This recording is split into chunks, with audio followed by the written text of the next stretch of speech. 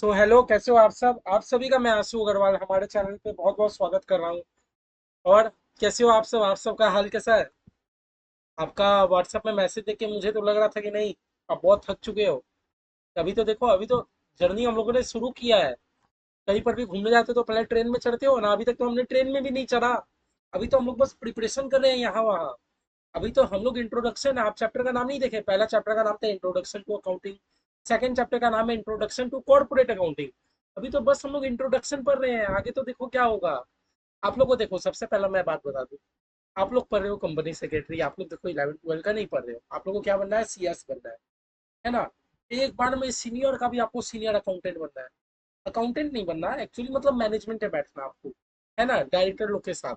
आप बताइए, क्या आपके लिए चीजें इजी रहेंगी। आप बताइए। कहीं ना कहीं भैया इजी तो नहीं रहेंगी, मैं झूठ क्यों बोलूं।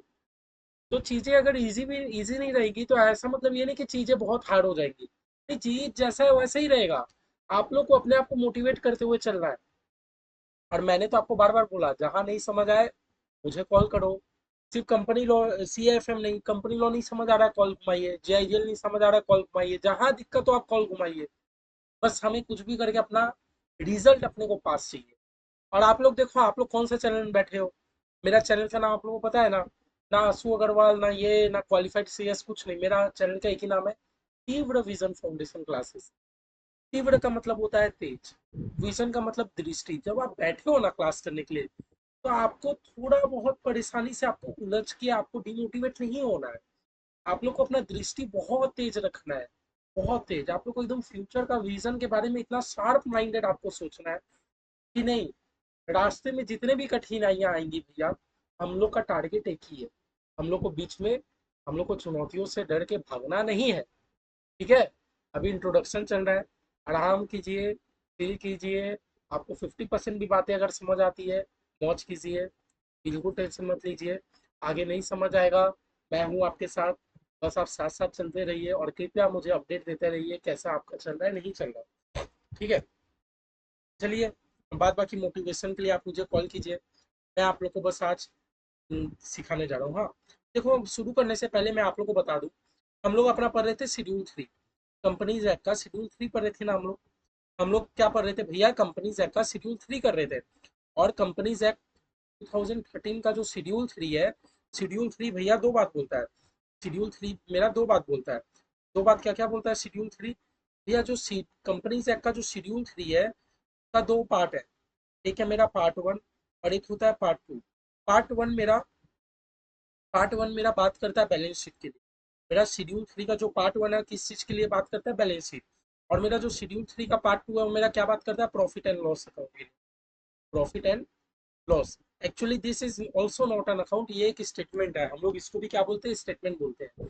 पार्ट 1 मेरा क्या चीज के लिए बात करता है, बैलेंस शीट।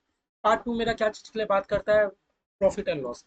जब हम लोग मतलब पढ़े थे फाइनेंशियल स्टेटमेंट का, फाइनेंशियल स्टेटमेंट में हम लोग पांच चीजें पढ़े थे। Balance sheet, PL, notes to accounts, cash flow, statement of changes in equity. जिसमें मैंने आपको ये बताया था कि statement of changes in equity हमारे सिलेबस में नहीं है, बाद बाकी सब अपने को पढ़ना है। तो बैलेंस शीट, पीएल और नोट्स टू अकाउंट्स तो साथ साथ नहीं हो रहा अपना। हम लोग जो भी चीज अगर फिगर लिखेंगे तो सारा डिस्क्लोजर हम लोग कहाँ देते हैं, नोट्स टू अकाउंट्स में। ठीक है। लास्ट क्लास तक हम लोग अपना बैलेंस शीट एक बार कर लिए थे। आज फिर हम लोग बैलेंस शीट करेंगे। लेकिन हमारा जो आज का सम्स रहेगा वो हम लोग पीएल के साथ बैलेंस शीट करेंगे। मैंने आपको दो सम्स बैलेंस शीट का करके दिखाया था। कुछ नहीं है, आप लोग एकदम मतलब थोड़ा ऊंचा लेवल में अगर आप जाके सोचो, कुछ नहीं है भैया। ट्रायल बैलेंस मैच हम लोग को दिया है। बस एक एक चीज उठाना है, सही जगह पोस्ट करना है। बस एक एक चीज उठाना है, सही जगह पोस्ट करना है, और कोई काम ही नहीं है। हम लोगों ने कुछ भी किया नहीं। हम लोग खाली आइडेंटिफाई किया कि ये किसके अंदर जाएगा, ये किसके अंदर जाएगा। और एकदम प्रॉपरली हम लोगों ने नोट्स टू अकाउंट से डिस्क्लोजर दे दिया, बस कुछ नहीं था। ठीक है। आज चलो, आज हम लोग सीखते हैं फॉर्मेट फॉर पीएल। आज हम लोग क्या सीखते हैं, format for statement of profit and loss. आज हम लोग फॉर्मेट सीखेंगे। बैलेंस शीट का फॉर्मेट तो अपने सीख लिया था। आज हम लोग पीएल का प्रॉफिट फॉर्मेट सीखेंगे। Format of statement of profit and loss.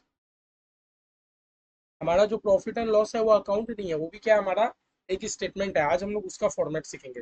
भैया जो फॉर्मेट का हम लोग को मार्जिन टालना होता है, मार्जिन तो भैया बड़ा एकदम सिंपल है। जैसा हमारा वैसा मार्जिन था वैसे सेम है। एक साइड आप इस साइड का फिगर दोगे, इस साइड आप लास्ट प्रीवियस ईयर का फिगर दोगे, है ना? या मार्जिन में तो कोई दिक्कत नहीं है हमें।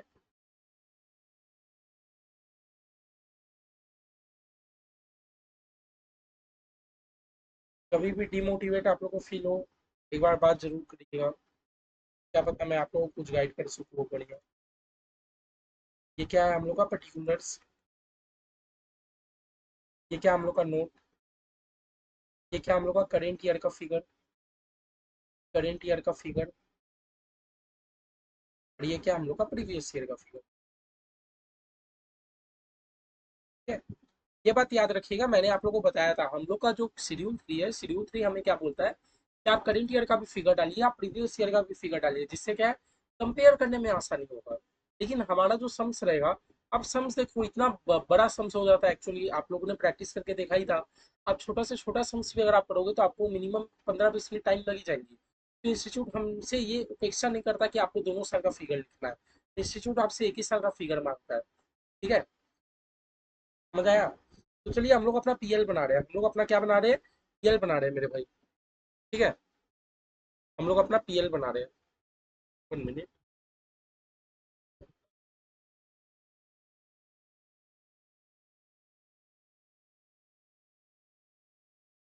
चलिए, चलिए हम लोग अपना क्या बना रहे हैं? पीएल बना रहे हैं। Sorry for disturbing. ठीक है, अब देखिए हम लोग ने अपना बैलेंस शीट बना लिया था। बैलेंस शीट को हम लोग फॉर्मेट में सीख लेते हैं। आज हम लोग किस में आ रहे हैं? आज हम लोग को पीएल में आ रहे हैं, प्रॉफिट एंड लॉस। याद रखना, बैलेंस शीट भी हमारा स्टेटमेंट है, प्रॉफिट एंड लॉस भी हमारा स्टेटमेंट है।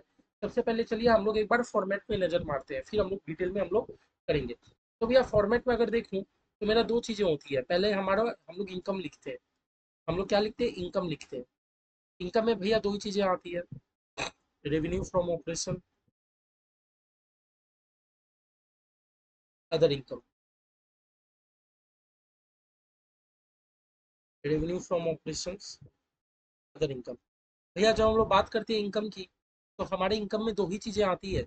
एक होता है रेवेन्यू फ्रॉम ऑपरेशंस, एक होता है अदर इनकम। यही है भैया फॉर्मेट। हमारा इनकम साइड तो एकदम बड़ा सिंपल सा फॉर्मेट है। एक तो आप लिखो कि आपने ऑपरेशन, आपने business day to day activity में आपने क्या सामान बेच के आपने कितना रेवेन्यू जनरेट किया। एक होता है अदर इनकम। हम लोग सबके बारे में डिटेल में बात करेंगे, एक बार बस हम लोग फॉर्मेट खत्म कर लेते हैं। कि भैया जब हम लोग आते हैं एक्सपेंसेस में, एक्सपेंसेस में भैया हमारा कितना टोटल 7 चीजें होता है।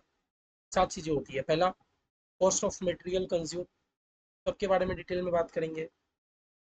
कॉस्ट ऑफ मटेरियल कंज्यूम, हमारा जो एक्सपेंसेस है, हमारा कुछ डिटेल में बातें होती है। Purchase of stock in trade, purchase of stock in trade. उसके बाद हमारा क्या है? Change in inventories of finish goods,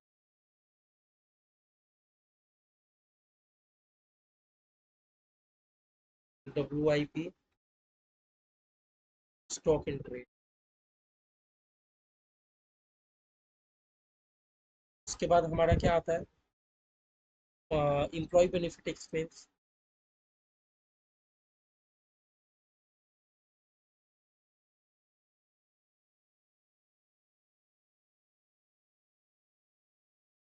के बाद हमारा आता है फाइनेंस कॉस्ट।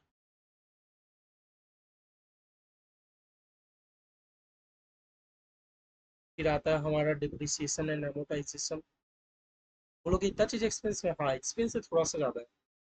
एक दो सम्स करोगे एकदम आराम से आप लोग को दिमाग में बैठ जाएगा। डिप्रिसिएशन एंड एमोटाइजेशन, जो बचा कुचा जो भी एक्सपेंस आपका बचा, जो बाकी हेड में नहीं गया, सबको हम लोग अदर एक्सपेंस के नाम से दिखा देंगे। ठीक है, तो हम लोगों ने जब किया, तो हम लोग का इनकम को हम लोग यहाँ टोटल किए, उनका इनकम को यहाँ टोटल किए। जो भी हमारा एक्सपेंस रहेगा, एक्सपेंस को हम लोग यहाँ टोटल कर देंगे। ठीक है, टोटल करने के बाद आपका इनकम का टोटल हो गया, एक्सपेंस का टोटल हो गया। तो आपका जो भी आया, आपका पता है क्या आया? ये आपका आया प्रॉफिट बिफोर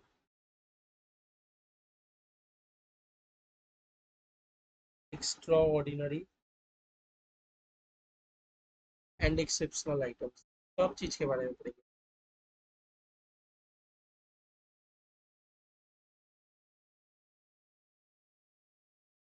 इसमें हम लोग क्या करेंगे? एड या लेस जो भी होगा,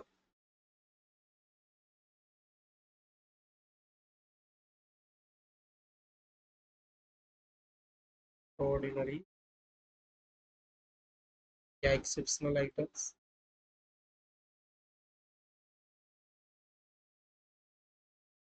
फिर हमारा आ जाएगा प्रॉफिट बिफोर टैक्स।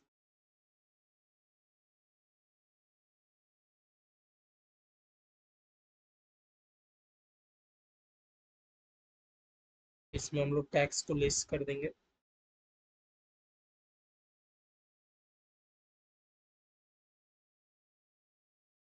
लास्ट में हमारा आ जाएगा प्रॉफिट। बड़ा सिंपल है। चलिए अब हम लोग बात करते हैं।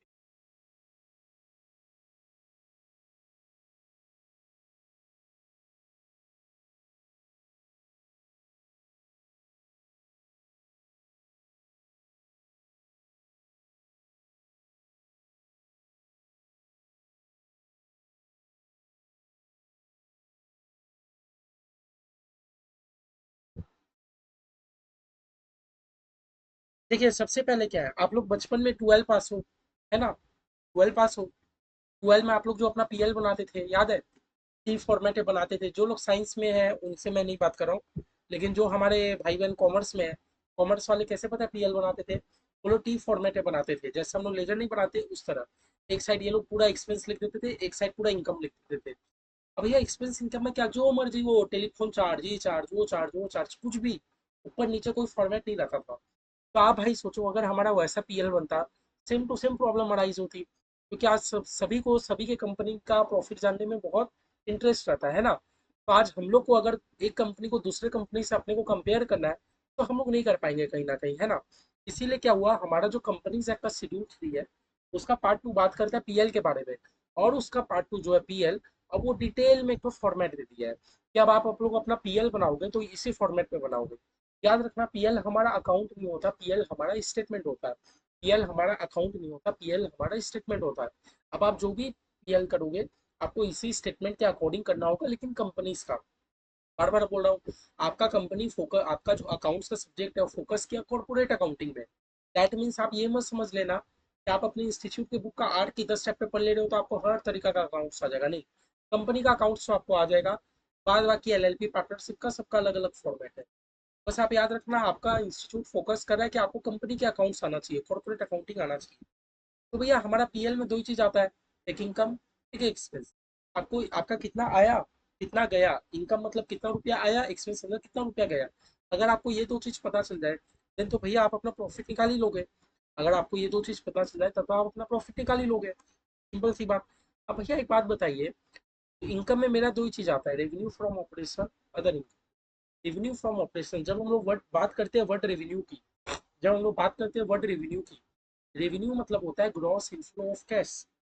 रेवेन्यू मतलब क्या होता है? जब हम लोग बात करते हैं रेवेन्यू की, जब हम लोग बात करते हैं रेवेन्यू, तो रेवेन्यू का मतलब क्या होता है? क्या रेवेन्यू का मतलब होता है? Revenue is the gross inflow of cash. ये बात याद रखना कि रेवेन्यू क्या होता है, revenue is the gross inflow of cash from sale of goods और रेंडरिंग ऑफ सर्विसेज। ये मैंने कभी बताया क्या जब हम लोग चैप्टर 1 पढ़ रहे थे? हमारा जो रेवेन्यू होता है, रेवेन्यू का मतलब क्या होता है? रेवेन्यू मतलब कि gross inflow of cash from sale of goods और रेंडरिंग ऑफ सर्विसेज। आपको गुड्स बेच के, अगर आप गुड्स नहीं बेचते हो तो आप कोई को सर्विस दे रहे हो, तो सर्विस दे के आपको अल्टीमेट में कितना कैश मिला। मैं ये नहीं बात करा कि खर्चा हटा के बात कीजिए, मैंने बस खाली ये कहा कि आपको सेल करके अल्टीमेट में कितना रुपया मिला, वो है हमारा रेवेन्यू। आपको सेल करके कितना रुपया मिला या सर्विस दे के अल्टीमेट ग्रॉस ग्रॉस में आपको रुपया कितना मिला। भैया मैंने सेल किया 10,000 का, 10,000 का आपका रेवेन्यू, लेकिन भैया 2,000 मेरा खर्चा हुआ था, मैं प्रॉफिट का बात नहीं कर रहा। जब आप 10,000 में से 2,000 अपना खर्चा हटा दोगे तो वो तो प्रॉफिट आ जाएगा। मैंने प्रॉफिट का बात ही नहीं किया, मैं बस खाली बात कर रहा हूँ रेवेन्यू का। तो रेवेन्यू मतलब बेच के कितना आया भैया, बेच के 10,000 आया, 10,000 आपका रेवेन्यू, 10,000 आपका रेवेन्यू, समझ गए।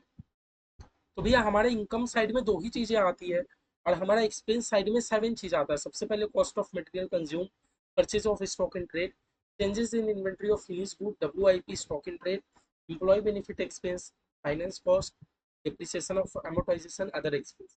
ये सब कर दोगे, जनरली हमारा जो मैक्सिमम सम रहता है, मैक्सिमम क्या 100% सम्स या 90% सम, आपको जैसा मानना है मान लो। हमारा इंस्टीट्यूट यहाँ तक ही सम्स कंप्लीट कर देता है, इसके आगे जाता नहीं है। लेकिन ये जो हमारा एक्स्ट्रा ऑर्डिनरी या एक्सेप्शनल आइटम है, ये हम लोग सीखेंगे, लेकिन चैप्टर 3 में सीखेंगे। ये जो हमारा एक्स्ट्रा ऑर्डिनरी या एक्सेप्शनल आइटम है, हम लोग ये भी सीखेंगे, लेकिन चैप्टर 3 में। मैं अभी नहीं चाहता कि आपको सभी एक बार में मगिंग अप करा दूँ, एक बार में सभी मगिंग अप करा दूंगा, आप लोग भी जबरदस्ती का कंफ्यूज हो गए। हम लोग को धीरे धीरे सीरीज चल रहा है, ना कि एक बार कुछ जाना है, ठीक है। ये हम लोग चैप्टर 3 में सीखेंगे। सम्स करने के लिए हमारा जरा सा भी इम्पोर्टेंट नहीं है। हमारा सम्स जितना भी सम्स है, चाहे हमारे CS के बुक में हो, अब कितना हो तो आप ही जानते हो, और या तो हमारे ICAI के बुक में कितना भी सम्स हो, हमारा सम्स यहाँ तक ही कंप्लीट हो जाता है। चाहे चार्टर अकाउंटेंट CMA इंस्टीट्यूट के बुक में जो भी सम्स हो, हमारा सम्स यहाँ ही कंप्लीट हो जाता है। चलिए भैया हम लोग फटाक फटाक हम लोग अपना नोटिंग बना के खत्म कर देते हैं, हम लोग अपना नोटिंग बना के खत्म कर देते हैं, ठीक है। यहाँ मैं नोट नंबर 1 से वापस से चालू कर दे रहा हूँ, ठीक है। नोट्स वो अकाउंट्स, हम लोग एक एक चीज का मतलब नोट्स में सीख लेते हैं, ज्यादा अच्छा रहेगा। हम लोग का नोट नंबर 1 क्या था, रेवेन्यू फ्रॉम ऑपरेशंस।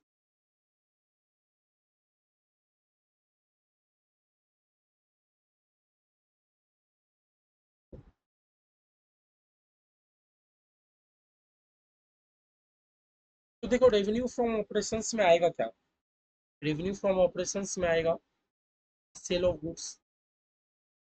आपने गुड्स बेच के कितना रुपया कमाया, ठीक है। सेल ऑफ सर्विसेज, आप गुड्स नहीं बेचते हो तो आप सर्विस तो देते हो उससे, ठीक है।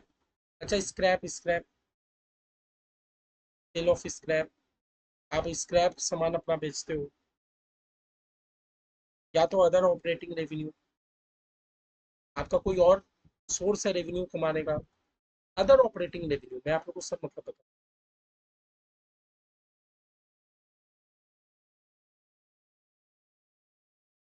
Like commission income, royalty income, आपको क्वेश्चन देख के ही समझ आ जाएगा कौन सा कहाँ से। आज भी हम लोग ऐसे एक सम्स लाए हैं करने के लिए, क्या समझ आया।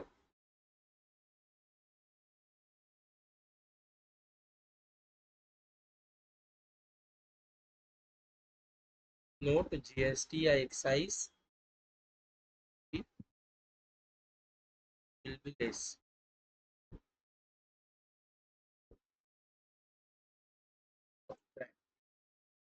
ठीक दे रहा हूँ सब। अब देखो मैंने बात किया रेवेन्यू फ्रॉम ऑपरेशन, हम लोग सबसे पहले इनकम की बातें कर रहे हैं। इनकम में हमारा सबसे पहला क्या है, रेवेन्यू फ्रॉम ऑपरेशन।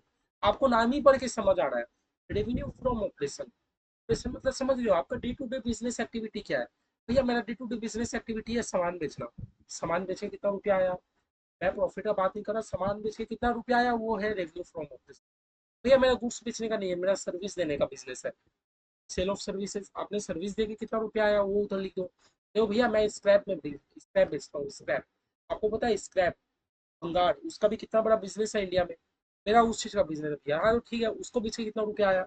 नहीं तो भैया मेरा इन तीनों में ही कुछ नहीं है, मैं तो कमीशन इनकम खाली लेता हूँ। मैं तो क्या करता हूँ, खाली कमीशन लेता हूँ, ठीक है। कमीशन इनकम से आपको कितना रुपया आया, तो भैया रॉयल्टी, रॉयल्टी मतलब आपको पता है रॉयल्टी क्या होता है, एक्चुअली क्या होता है, मान लो MBA चाय वाला है, MBA चाय वाला का आज कितना सारा फ्रेंचाइजी है, MBA चाय वाला का कितना सारा फ्रेंचाइजी है, तो आज MBA चाय वाला अपना नाम सबको यूज करने दे रहा है कि नहीं। आज सब कोई MBA चाय वाला का सिर्फ नाम यूज कर रहा है, सब लोग यूज कर रहे हैं कि नहीं, MBA चाय वाला का नाम यूज करके वो लोग कमा रहे हैं। तो बदले में उनको एमबीए चाय वाला को पता है क्या देना होगा? रॉयल्टी इनकम देना होगा।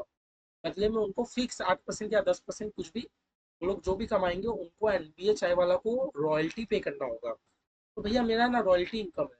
तो अगर कोई भी ऐसा इनकम अगर आपको देख के लगता है कि नहीं, ये आपके ऑपरेटिंग नेचर का है, आपका day to day business activity का इनकम है, हम लोग उसको कहाँ डाल देंगे? रेवेन्यू फ्रॉम ऑपरेशन में। हम लोग उसको कहाँ डाल देंगे? रेवेन्यू फ्रॉम ऑपरेशन में।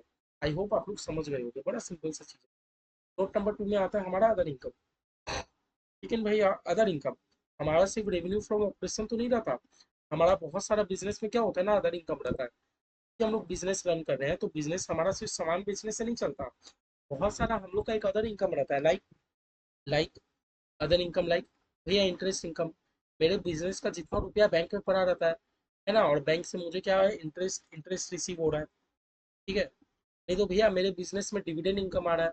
बहुत सारे कंपनी ने डिविडेंड अनाउंस किया। ठीक है। अच्छा भैया मेरा बिजनेस के नाम में ना 4 प्रॉपर्टी था, उन्होंने क्या किया, 3 ठो प्रॉपर्टी को रेंट में दे दिया, तो मेरा बिजनेस रेंट इनकम भी कमा रहा है। ठीक है ना? मजा आया? ठीक है।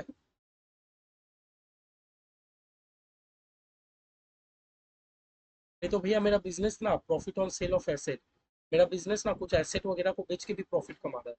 मेरा बिजनेस जो है वो अपना कुछ एसेट को सेल करके भी प्रॉपर्टी कमा रहा है कि नहीं? मेरा बिजनेस एसेट्स को सेल करके प्रॉफिट कमा रहा है। तो भैया उसको हम लोग कहाँ डाल देंगे? अदर इनकम में। एक्सेट्रा लिख देता हूँ, और भी बहुत तरह के अगर हो सकते हैं इनकम हो, सबको आपको कहाँ डाल देना? अदर इनकम में। मतलब देखो बाइफरकेट सिर्फ दो में ही किया हुआ है। अगर आपका बिजनेस अगर आपका बिजनेस कुछ day to day business activity करके रेवेन्यू जनरेट कर रहा है, अगर आपका बिजनेस कुछ day to day business activity करके रेवेन्यू जनरेट कर रहा है, डाल दो रेवेन्यू फ्रॉम ऑपरेशन में। लेकिन भैया जो नीचे दिए गए इनकम है, इंटरेस्ट इनकम, मेरे बिजनेस का day to day business activity नहीं है। कभी कभार इंटरेस्ट आ जाता है, डिविडेंड साल में एक बार भैया आता है तो आता है, नहीं आता तो नहीं आता है। भैया रेंट इनकम, रेंट इनकम भैया ठीक है, मेरा बिजनेस रेंट इनकम कमा रहा है, लेकिन मेरे बिजनेस का day to day business activity नहीं हुआ कि रेंट रिसीव करना। खाली एक प्रॉपर्टी है, महीना में आता है कुछ खर्च रहे। भैया profit on sale of asset, कभी कभार भैया क्या होता है ना, मैं अपने एसेट को बेच देता हूँ, तो मुझे थोड़ा बहुत मुनाफा हो जाता है। तो जितने भी अदर इनकम के नेचर के आपको लगेंगे सब आप यहाँ डाल दीजिएगा। बाद बाकी बिजनेस अपना डे टू डे एक्टिविटी से अगर कुछ भी रुपया कमाएगा, सबको हम लोग को डालना है revenue from operation. I think आप लोग समझ। ठीक है। तो हमारा इनकम साइड तो क्लियर है। इनकम साइड तो भैया दो ही चीज था, revenue from operation, other income. Revenue from operation, other income. ठीक है, अब हम लोग आते हैं एक्सपेंस में। एक्सपेंस से सबसे पहला हमारा क्या है? Cost of material consume. Expense में हमारा सबसे पहला क्या है? Cost of material consume.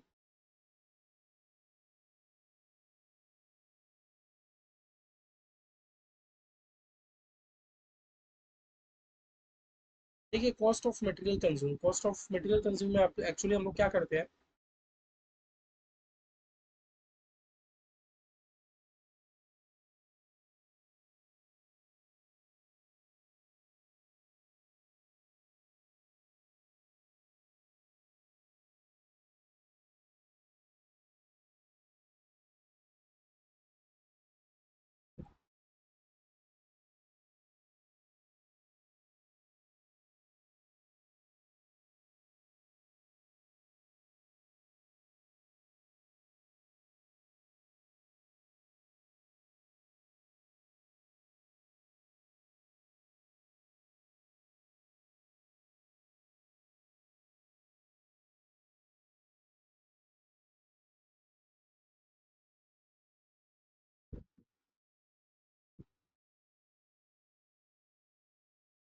तो देखो जब भी आपको आपको कॉस्ट ऑफ मटेरियल कंज्यूम में क्या करना है, आपको क्वेश्चन से आपको तीन बातें ढूंढनी है।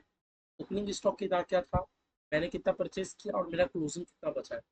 बचा कुचा हम लोग क्या डील कर लेंगे, वो है हमारा cost of material consume. Actually आप लोग बात समझो। आप लोग, मैंने यहाँ रॉ मटेरियल वर्ड क्यों लिखा? रॉ मटेरियल मतलब आप लोग समझ रहे हो, कच्चा माल। कच्चा माल। आप लोग अगर मैन्युफैक्चरिंग कर रहे हो कोई चीज, तो आप लोग मैन्युफैक्चरिंग करोगे, लेकिन आपको क्या चीजें चाहिए? रॉ मटेरियल तो चाहिए। बिना रॉ मटेरियल से क्या आप कोई भी प्रोडक्ट आप मैन्युफैक्चरिंग कर पाओगे? नहीं। बिना रॉ मटेरियल से आप कोई भी प्रोडक्ट मतलब मैन्युफैक्चरिंग कर ही नहीं पाओगे। इसलिए हम लोग यहाँ क्या करते हैं कि भैया मेरा मटेरियल कंज्यूम करने में मुझे कितना कॉस्ट लग गया, मैं सारे मटेरियल को कंज्यूम करके तभी ना फिनिश गुड बनाता हूँ। मैं कंज्यूम मतलब समझ रहे हो, एक तरीके से यूज हो गया। मैं सारे मटेरियल को यूज करता हूँ, कंज्यूम करता हूँ, तभी तो मैं फिनिश गुड जनरेट करता हूँ। तो भैया ये जो मटेरियल आप कंज्यूम कर रहे हो इसका खर्चा कितना लगा? खर्चा मैंने बोला देखो बात ऐसा है, ओपनिंग स्टॉक मेरे पास ओपनिंग था 1000 रुपए का, मैंने 1000 का खरीदा, लेकिन भैया लास्ट में 1000 का ही सामान बचा है, नहीं समझे? मेरे पास 1000 का ओपनिंग था, फिर मैंने 2000 का मान लो और खरीदा, भैया 1000 का था 2000 का और खरीदा, भैया मेरे पास 3000 होना चाहिए। लेकिन जब मैंने लास्ट में एक बार नजर मारा तो मुझे तो 1000 का ही सामान दिखा। तो मतलब भैया 2000 का आपने कहीं ना कहीं खर्च कर दिया, आपने 2000 का मटेरियल को कहीं ना कहीं खर्च कर दिया। तो यह है हमारा कॉस्ट ऑफ मटेरियल कंज्यूम। जब भी हम लोग को पीएल बनाने बोलेगा, कॉस्ट ऑफ मटेरियल कंज्यूम में अपने को कोई भी दिक्कत नहीं करना। कॉस्ट ऑफ मटेरियल कंज्यूम का बड़ा सिंपल सा फॉर्मूला है, क्या आपका रॉ मटेरियल का ओपनिंग कितना था, परचेज ऐड कर दो, क्लोजिंग को लेस कर दो, कॉस्ट ऑफ मटेरियल कंज्यूम आ गया। हो जाए उसके बाद क्या है, purchase of stock in trade. उसके बाद क्या है, purchase of stock in trade. तो भैया purchase of stock in trade का तो कोई नोट नहीं है, क्योंकि ये तो परचेज, ये क्या चीज का बात करता है परचेज। आपको क्वेश्चन डायरेक्टली बोल देगा कि आपने कितना का खरीदा, क्वेश्चन आपको डायरेक्टली बता देगा कि आपने कितना का खरीदा।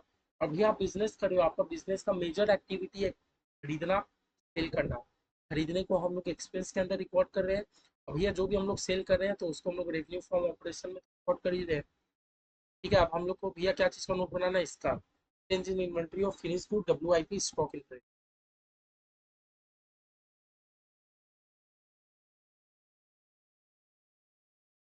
मैं शॉर्ट फॉर्म में लिख रहा हूँ फिनिश गुड को, change in inventories of finish good, FG लिख दिया, हाँ। WIP work in process, WIP मतलब क्या है, वर्क इन प्रोसेस, याद रखना। WIP मतलब हमारा क्या है भैया, work in process, stock in trade. Actually work in process का मतलब क्या है भैया, बहुत सारा आपका रॉ मटेरियल है ना, तो अभी आप मतलब मशीन में यूज कर लियो, बस उसका वर्किंग चल रहा है, फाइनल प्रोडक्ट बनने में अभी टाइम है ना? 1 दिन 2 दिन 5 दिन 10 दिन कुछ भी हो, आपने यूज करने के लिए ऑलरेडी लगा दिया, आपको फैक्ट्री में रॉ मटेरियल आया और आपने उसको यूज करना स्टार्ट कर दिया, बस अभी वो वर्क इन प्रोसेस में है, उसका फाइनल प्रोडक्ट अभी तक बनना रेडी है। तो ये आपसे क्या मांग रहा है, चेंज इन इन्वेंट्री।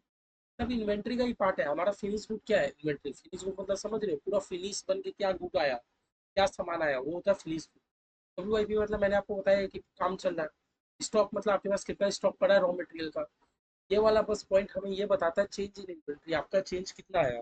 तो चेंज के लिए हम लोग पता है क्या करेंगे, चेंज के लिए हम लोग कुछ नहीं करेंगे, सिंपल सा काम करेंगे, ओपनिंग का अमाउंट लेंगे, है ना, ओपनिंग का अमाउंट लेंगे, लेस क्लोजिंग, बस ओपनिंग माइनस क्लोजिंग कर देंगे, और अपने को कुछ ही नहीं करना। जो आएगा आप लोग लिख देंगे, ठीक है? एक नोट ऐड कर लेना, the balances can be negative. हो सकता है कि आपका जो बैलेंस बचा वो नेगेटिव आ रहा है, नेगेटिव मतलब माइनस में आ रहा है, तो याद रखना कि बैलेंस हमारा नेगेटिव हो सकता है ना? लेकिन हम लोग उसको क्या करेंगे, सोन इन ब्रैकेट, हम लोग उसको ब्रैकेट में दिखाएंगे, to be shown in bracket in balance sheet. हम लोग उसको ब्रैकेट करके बैलेंस शीट में दिखाएंगे। याद रखना मेरा जो बैलेंस है, बैलेंस मेरा नेगेटिव हो सकता है, कोई दिक्कत नहीं है। नेगेटिव हो तो आप उसको माइनस करके दिखा दो, कोई दिक्कत की बात नहीं है। बात समझ गए? ठीक है, चलो ऊपर में आते हैं, एक बार रिविजन करा देता हूँ। इनकम साइड हमारा दो ही था, रेवेन्यू फ्रॉम ऑपरेशन मतलब आप डे टू डे आप बिजनेस एक्टिविटी में कितना रेवेन्यू आप जनरेट करें उससे करके। ठीक है, लेकिन हम लोग GST वगैरह को एक्सक्लूड कर देते हैं, ये तो हम लोग सीख लें। अदर इनकम, जितना भी टाइप का इनकम है सबको अदर इनकम में डुबा दो।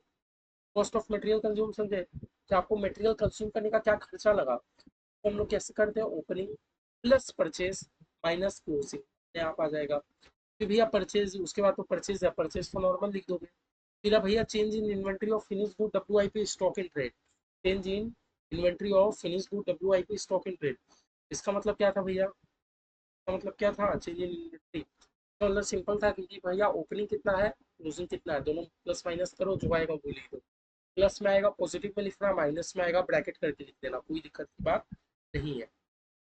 ठीक है, इसके बाद हमारा क्या, एम्प्लॉय बेनिफिट एक्सपेंस। इसके बाद क्या है हमारा, employee benefit expense.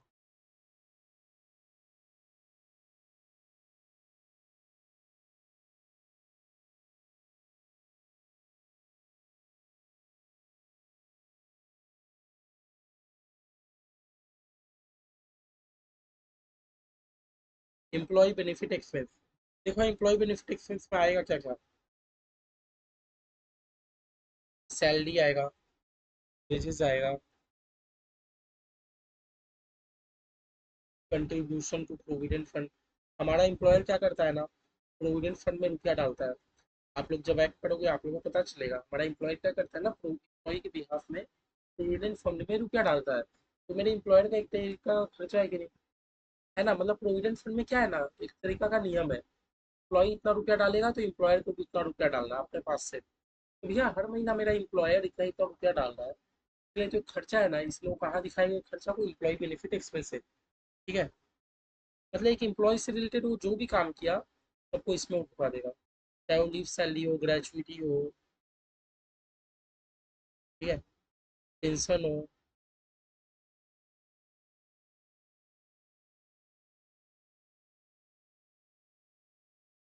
Staff welfare expense.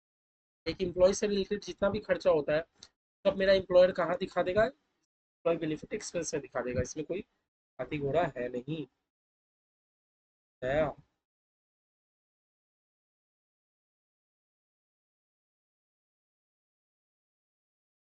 ठीक है। इसके बाद क्या भैया, हमारा फाइनेंस कॉस्ट। के बाद क्या हमारा फाइनेंस कॉस्ट।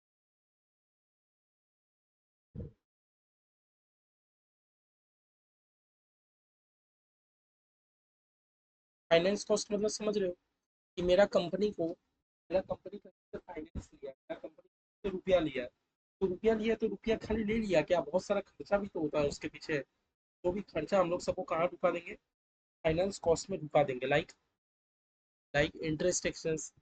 आपको आप लोन ले लिया इतना बड़ा, आपको इंटरेस्ट नहीं देना पड़ता हर महीना, है। हम्म।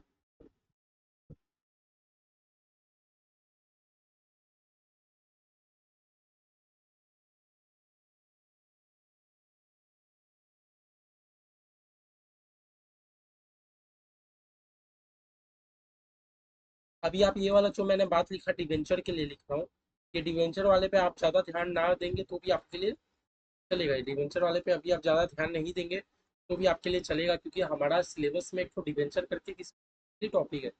बस आप फाइनेंस कॉस्ट मतलब समझ, एक कंपनी का अगर कोई भी लोन लेगा, लोन लेने के लिए पीछे बहुत सारा खर्चा होता है। तो सारा वो खर्चा को हम लोग कहाँ डाल देंगे, फाइनेंस कॉस्ट के अंदर। ठीक है। अब यार डिप्रिसिएशन तो क्वेश्चन में आपको डायरेक्ट देगा, डिप्रिसिएशन के लिए हमारा कोई नोट नहीं बनेगा। लास्ट है हमारा अदर एक्सपेंस। लास्ट है हमारा अदर एक्सपेंस। अदर एक्सपेंस, नहीं तो याद है हम लोग डिप्रिसिएशन, तो अभी हम लोग डिप्रिसिएशन करेंगे तब मैं बताता हूँ। अदर एक्सपेंस, अदर एक्सपेंस में भैया मेरा क्या क्या हो सकता है, ऑल अदर एक्सपेंसेस। मेरा और जो बचा कुचा सारा एक्सपेंस है ना, सबको हम लोग अदर एक्सपेंसेस में ढुका देंगे। Like advertising. मेरा एडवर्टाइजमेंट का खर्चा नहीं आता कंपनी में। कंपनी एडवर्टाइजमेंट नहीं करेगा तो रन कैसे करेगा। प्रिंटिंग एंड स्टेशनरी, कंपनी का प्रिंटिंग एंड स्टेशनरी का भी कितना लंबा चौड़ा खर्चा हो जाता है। ठीक है। कंपनी का कैरेज का खर्चा हो जाता है, पोस्टेज का खर्चा हो जाता है। ठीक है। रिपेयरिंग का बहुत खर्चा हो जाता है। अच्छा कंपनी का ऑडिट होता है ना, ऑडिटर लोग आते हैं तो ऑडिटर लोग का भी ये फीस लगता है, इसका भी एक खर्चा है भैया।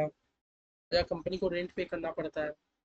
इससे क्या मतलब, आप समझ रहे हो कि जो भी बाकी कुछ का एक्सपेंस है जो कहीं ऊपर में नहीं गया सबको आप नीचे दिखा दो। ठीक है। देखो हमारा पीएल बहुत सिंपल है, हम लोग को बैलेंस शीट में जितना दिमाग लगाना पड़ा, पीएल में हमारा कोई दिमाग ही नहीं लगा। बड़ा सिंपल तरीका से हो गया। इनकम साइड दो ही है, revenue from operation, other income.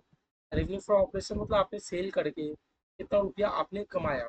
कमाया मतलब जब मैं बोल रहा हूँ, मैं प्रॉफिट हटाने नहीं बोल रहा। तो जब भी मैं प्रॉफिट को हटाने बोलूंगा या खर्चा को हटाने बोलूंगा तो प्रॉफिट का पार्ट बन जाएगा। तो का बस इतना है रेवेन्यू। तो रेवेन्यू का मतलब क्या है, ग्रॉस इनफ्लो ऑफ कैश, आपके हाथ में कितना रुपया आया वो बताइए। रेवेन्यू का मतलब है आपके हाथ में कितना रुपया आया वो बताइए। ठीक है। बात बाकी जितना भी इनकम है सबको अदर इनकम। बस एक्सपेंसेस को थोड़ा बढ़िया से किया गया। पहला cost of material consume, cost of material consume में क्या होगा, opening stock plus purchase minus closing stock. दूसरा है परचेज, परचेज तो भैया अपने आप लाइन में चलेगा। तीसरा भैया चेंज इन इन्वेंट्री, जिसमें हम लोग क्या करेंगे, हम लोग खाली ओपनिंग माइनस क्लोजिंग करेंगे। यही तो होता है चेंज। चेंज मतलब क्या कि शुरुआत में कितना था अभी कितना है। ये तो हो गया मेरा चेंज इन इन्वेंट्री। एम्प्लॉय से रिलेटेड जितना भी खर्चा होगा सबको एम्प्लॉय बेनिफिट एक्सपेंस में डुबा दो। फाइनेंस कॉस्ट, कंपनी किसी से लोन लिया एक्सेप्ट किया है, के पीछे कंपनी को बहुत सारा खर्चा होता है ना, सबको कहाँ ठुका देंगे, फाइनेंस कॉस्ट में ठुका देंगे। लास्ट होता है मेरा अदर एक्सपेंस। और अगर ऐसा कोई भी खर्चा हो जो बाकी हेड में नहीं किया, सबको अदर एक्सपेंस से ठुका दो। बस मेरा बैलेंस शीट वाले चैप्टर के लिए इतना चीज जानोगे तो आई थिंक रेलिवेंट है। इतना चीज जाना हुआ आई थिंक रेलिवेंट है। हम लोग को सम्स की तरफ प्रस्थान करना चाहिए। ठीक है। मेरे ख्याल से अब आई थिंक आप लोग के लिए इतना इनफ हो। ठीक है। चलिए आज मैं आप लोग के लिए एक टू सम्स लेके आया हूँ। लेकिन वो जो एक टू सम्स है वो मेरा बैलेंस शीट पीएल दोनों का मिक्सचर है। वो सम्स से मेरा बैलेंस शीट भी है, पीएल भी है। मेरा चलो सम्स में मेरा बैलेंस शीट भी है, पीएल भी है।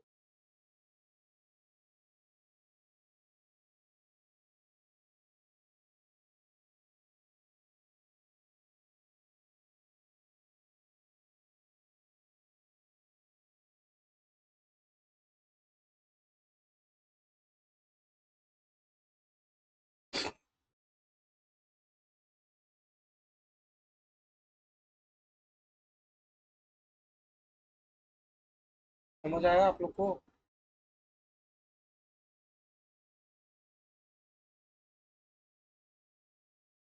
बढ़िया से सब पढ़ लिख रहे हो तो?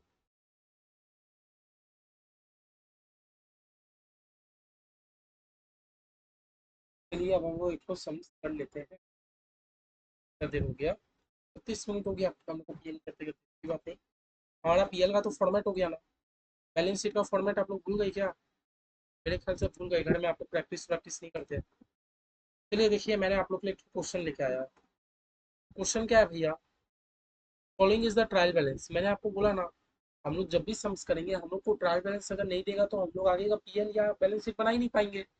ये भैया बुक्स ऑफ अकाउंट्स का पार्ट है ट्रायल बैलेंस। आप अपना बुक्स ऑफ अकाउंट्स प्रिपेयर करके रखोगे तभी तो हम लोग आगे जाके पीएल बैलेंस शीट बनाएंगे ना। अगर आप लोग का ट्रायल बैलेंस शीट प्रिपेयर नहीं है तो हम लोग कैसे बनाएंगे? इसका ओमेगा लिमिटेड का ठीक है। क्या देखो, ट्रायल बैलेंस है, डेबिट साइड क्रेडिट साइड अलग तरीका का बनाया है, लेकिन कोई बात नहीं, पूरा मैच है। हमें तो भैया यही चाहिए, कोई बात नहीं। ये भैया हमें कुछ एडिशनल इन्फॉर्मेशन दे रहा है। हाँ, एडिशनल इन्फॉर्मेशन क्या दे रहा है? कंपनी का ऑथराइज शेयर कैपिटल, कंपनी ने एक रिवैल्यू किया है, ठीक है, final dividend, suspense account, depreciation. Additional information company ने दी है। फिर बोला you are required to prepare Omega Limited balance sheet. बोला हमें बैलेंस शीट बना के दिखाओ and statement of PL with notes to accounts. अरे भैया ये लाइन थोड़ी बोलेगा विद नोट्स टू अकाउंट्स, तो बनाएंगे ही, क्योंकि अभी हमारा बैलेंस शीट टू सा है, सारा बात का है नोट्स टू अकाउंट्स है, तो भैया नोट्स टू अकाउंट्स बना नहीं होगा। मतलब समझ लो, देख लो, पूरा इग्नोर प्रीवियस ईयर, ये तो हमें पता है प्रीवियस ईयर को अपने इग्नोर ही करते हैं। तो भैया देख लो, ये आपका इकलौता सम्स है। इकलौता सम्स नहीं, एक्चुअली और भी होगा, लेकिन आज के क्लास में मैंने आपको पीएल का फॉर्मेट सिखाया, इसलिए मैं चाहता हूँ कि एक सम्स खाली हम लोग करें। बाद बाकी हम लोग कल के क्लास में आएंगे ना, तो कल के क्लास में हम लोग तीन ठो सम्स करेंगे ऐसा। कल के क्लास में हम लोग ऐसा तीन ठो सम्स करेंगे। फिर भैया हम लोग चैप्टर से अलविदा ले लेंगे। फिर एक क्लास रिकॉर्डिंग करूंगा जिसमें हम लोग बुक्स का, एक क्लास में रिकॉर्डिंग करूंगा जिसमें बुक, हमारा जो आईसीएसआई ने महान बुक दिया है, बुक का एक एक पन्ना हम लोग देख लेंगे कि क्या हम लोग का छूट रहा है नहीं छूट रहा, क्या हमने कुछ भी प्रिपेयर किया कॉपी में, नहीं किया। हम लोग बुक का बस खाली टिक टिक करते जाएंगे, जो चीज छूटेगा हम लोग सब पढ़ते जाएंगे, ठीक है। तो मैं जितना समझ कराऊँ इतना आपके लिए आई थिंक रेलिवेंट है, अगर आप लोग इतना इतना कर लो तो हमें क्या बनाने बोला है भैया? हमें पीएल भी बनाने बोला है, बैलेंस शीट भी बनाने बोला है। हमेशा से याद रखना, हमारा इंस्टीट्यूट का ने बोला है दो पार्ट। भैया पार्ट वन हमारा बैलेंस शीट है, पार्ट टू हमारा पीएल है। बिना बैलेंस शीट के हमारा पीएल नहीं बनेगा। हमें पहले बैलेंस शीट ही बनाना होगा तभी हम पीएल पे जाएंगे।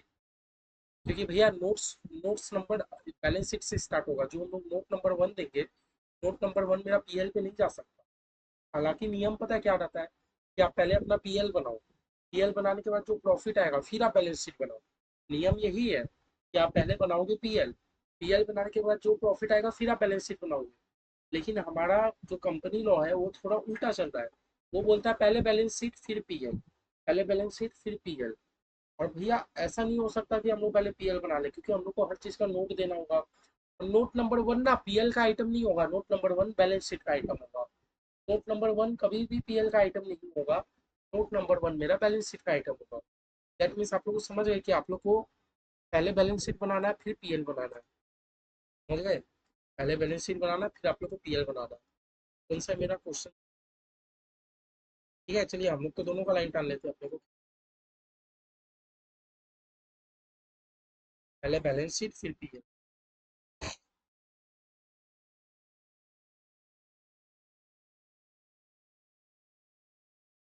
भैया बोला हम लोग को प्रीवियस ईयर का फिगर नहीं चाहिए, तो मैं एक ही लाइन टान रहा हूँ। तो वो लोग ही बोल रहा है कि नहीं चाहिए, तो मत दो।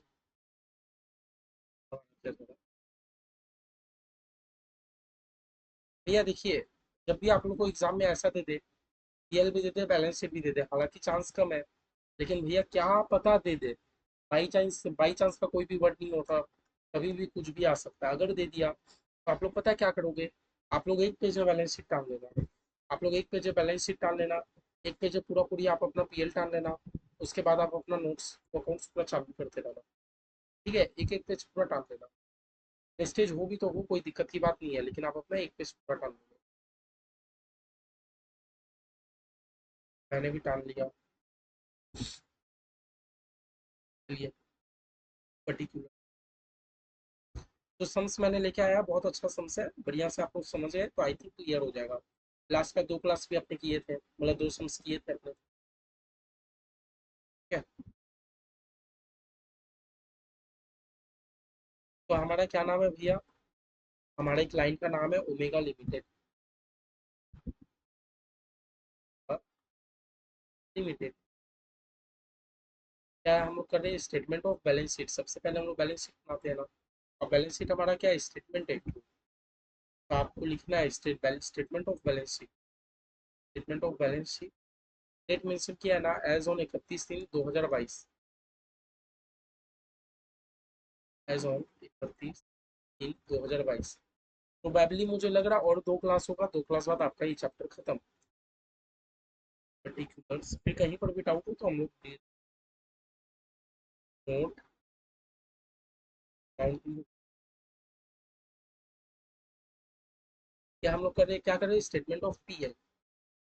अब फिर से ओमेगा लिमिटेड लिखने का जरूरत नहीं है, एक बार तो आपने लिख दिया। Statement of profit and loss.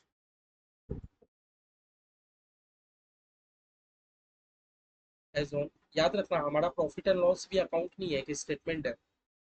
31/3/2022। और ये हम लोग शुरू कहाँ करेंगे? तो ऑफकोर्स हम लोग बैलेंस शीट से ही करेंगे, हम लोग पीएल से शुरू नहीं करते। ठीक है, तो हमारा सबसे पहले क्या कौन सा आइटम है? Equity and liabilities. And liability. फिर आएगा हमारा एसेट्स। हम लोग line by line balance sheet से चालू करेंगे, जैसे करेंगे। ठीक है। अच्छा, कुछ भी मुझे नोट्स बनाना हो तो हम लोग यहाँ नोट्स टू अकाउंट्स मेंटेन करके रखते हैं। फिर नोट्स से बनाना हो, ये बना नहीं होगा।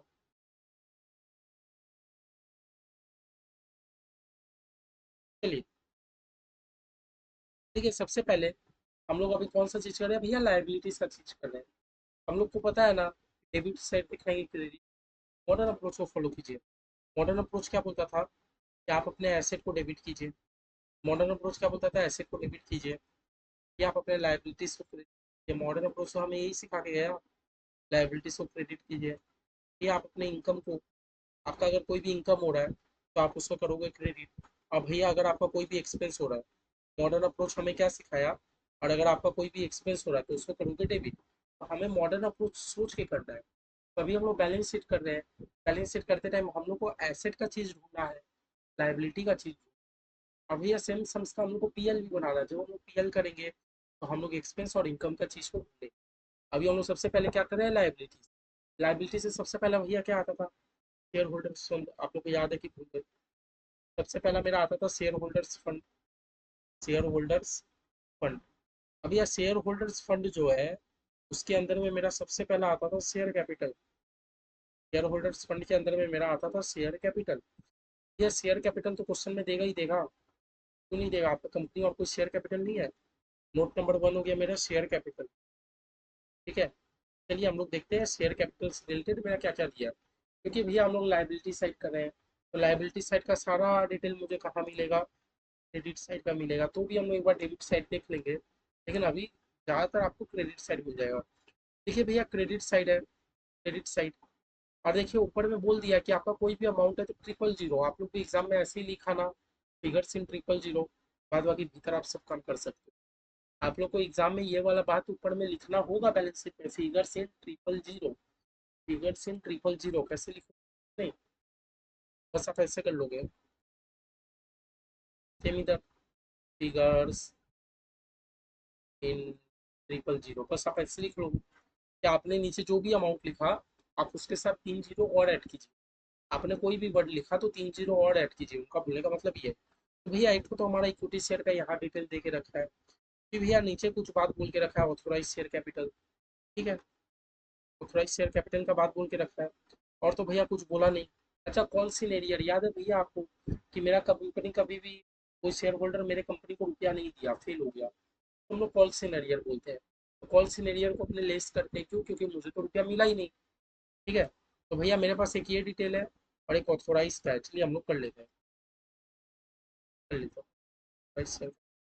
सबसे पहले हम लोग क्या लिखते हैं, ऑथोराइज। भैया ऑथोराइज का डिटेल अलग से देके रखा है, ये अलग से लिख देते हैं, 40,000 शेयर 10 रुपया करके, 40,000 शेयर 10 रुपया करके कितना होता है, हाँ भैया 40,000 इंटू 10, 4 लाख रुपया। फिर भैया हमारा है issue, subscribe and paid up capital, ये था ना। हम लोगों को कंसोलिडेशन में मेहनत ही नहीं करना पड़ती अगर आपने ये चैप्टर कर लिया तो। ये बोल रहा है कि आपने इशू कितना किया, सब्सक्राइब कितना हुआ, पेड अप कितना, पेड अप पब्लिक ने कितना किया। तो भैया ये सब डिटेल हम लोगों को कहाँ मिलेगा, जो मेरे ट्रायल बैलेंस में वही, मेरे ट्रायल बैलेंस में अगर 300 रुपया दिखा रहा है, एक्चुअली 300 नहीं है, 3 लाख है, क्योंकि 3 जीरो, डबल जीरो के बाद और 3 जीरो आपको लगाना ऊपर। भैया मेरे ट्रायल बैलेंस में अगर सिर्फ इतना सा दिखा रहा है, दैट मीन्स कि मैंने अभी तक इशू इतना ही किया होगा। जरूरी थोड़ी है कि आपको ऑथोराइज के साथ मैच हो। ये तो मैंने आपको पहले दिन बता दिया था कि ऑथोराइज क्या होता है, एक बस मैक्सिमम लिमिट होता है। ऑथोराइज शेयर कैपिटल क्या होता है, एक मैक्सिमम लिमिट होता है कि कंपनी कितना इशू कर सकता है, ठीक है। आपका इशू कैपिटल कितना है, कोई इक्विटी शेयर एट रेट ₹10 देगा भैया, 3 लाख का। कैसे 3 लाख, आप समझ पा रहे हो, कैसे 3 लाख, क्योंकि भैया 300 तो यहाँ है, ऊपर में 3 जीरो और तो अल्टीमेट वो 3 लाख हो गया 3 लाख। और भी, और तो भैया कोई डिटेल नहीं देखे रखा, कंसिडरेशन अदर देन कैश कुछ भी डिटेल देके नहीं रखा है। तो भैया मेरा कितना आया, 300। 300 क्यों आया भैया, कि ऊपर में 3 जीरो, ऊपर में 3 जीरो को तो हम लोग देखे ही नहीं थे। ऊपर में आप 3 जीरो लिख दो, नीचे में आपका काम आसान हो जाएगा। ऊपर में 3 जीरो लिख दोगे ना तो नीचे से आप राउंड ऑफ करके कर पाओगे। और हालांकि मैं आपको कल परसों अपना से बेटर बता पाऊँ। अच्छा शेयर कैपिटल के बाद क्या आता है भैया, रिजर्व एंड सरप्लस, क्या मेरे कंपनी में रिजर्व है, ये देखो ना, जनरल रिजर्व, बहुत सारे रिजर्व है। लेकिन अभी हम लोग ने क्या बोला, हम लोग एक बार रिजर्व को इग्नोर करते हैं, एक बार रिजर्व को क्या कर देते हैं, इग्नोर करके चलते हैं। बस आप नाम लिख के चलो, फॉर्मेट का जगह छोड़ देना, कि हम लोग फॉर्मेट ऊपर नीचे नहीं कर सकते। हम लोग को 1 के बाद 2 ही नंबर का आइटम स्टार्ट करना होगा। नंबर क्या है, रिजर्व एंड सरप्लस,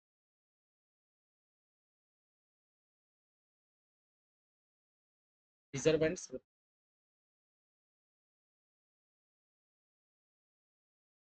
ठीक है। अभी यार रिजर्व एंड सरप्लस है क्या, बात में क्या आता है, money received against share warrant, हमारे क्वेश्चन में कहीं पर भी डिटेल में नहीं दिखता। उसके बाद भैया क्या आता है, सैम्पा, share application money pending allotment की, क्या अलॉटमेंट का भी बात पूरी हो गया। फिर उसके बाद आता है हमारा भैया लॉन्ग टर्म बोर्डिंग, मतलब नॉन करेंट लाइबिलिटी। उसके बाद हमारा क्या आता है, non current liability. Non current liability के अंदर सबसे पहला क्या है, लॉन्ग टर्म बोर्डिंग। जो भी मेरा है non current liability, non current liability के अंदर सबसे पहले मेरा है लॉन्ग टर्म बोर्डिंग। ये तो था फॉर्मेट, आप जाके देखो, नॉन करेंट लाइबिलिटी के अंदर में लॉन्ग टर्म बोर्डिंग। तो भैया आपने जो कंपनी में अपना डिवेंचर लेके रखा है, आपने जो कंपनी में अपना डिवेंचर लेके रखा है, डिवेंचर क्या होता है भैया, एक तरीका का बोर्डिंग होता है। डिवेंचर मतलब क्या होता है, एक तरीका का बोर्डिंग, कि आप पब्लिक को आप डिवेंचर इशू कर रहे हो, बदले में आप रुपया ले रहे हो, है ना, और ये लॉन्ग टर्म के लिए लिया जाता है, तो एक तरीका का एक बोर्डिंग है, क्या है, एक तरीका का बोर्डिंग है, ठीक है। क्या था भैया मेरा, non current liability,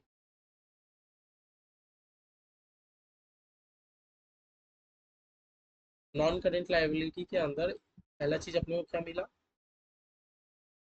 debentures, 10% debentures.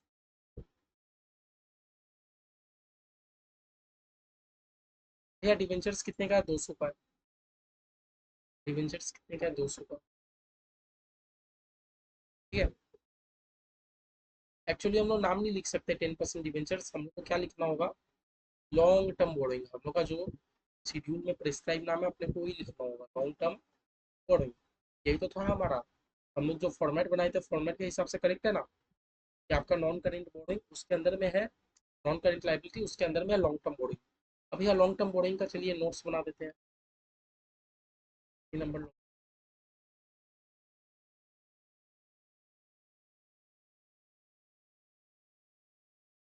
अभी यहाँ लॉन्ग टर्म बोरोइंग आप किससे की हो? आपको बस उसका डिटेल लिखना है, काम करो। क्या है भैया? 10% डिवेंचर है 200।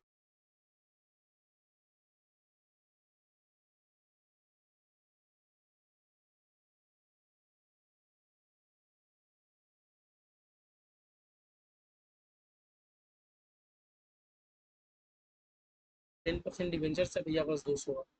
तो भैया इसको हम लोगों ने बैलेंस शीट में लिख दिया, हाँ। क्या इसके बाद भैया मेरा और भी कोई लॉन्ग टर्म से रिलेटेड कुछ भी चीज़ दिया है मेरे क्वेश्चन में?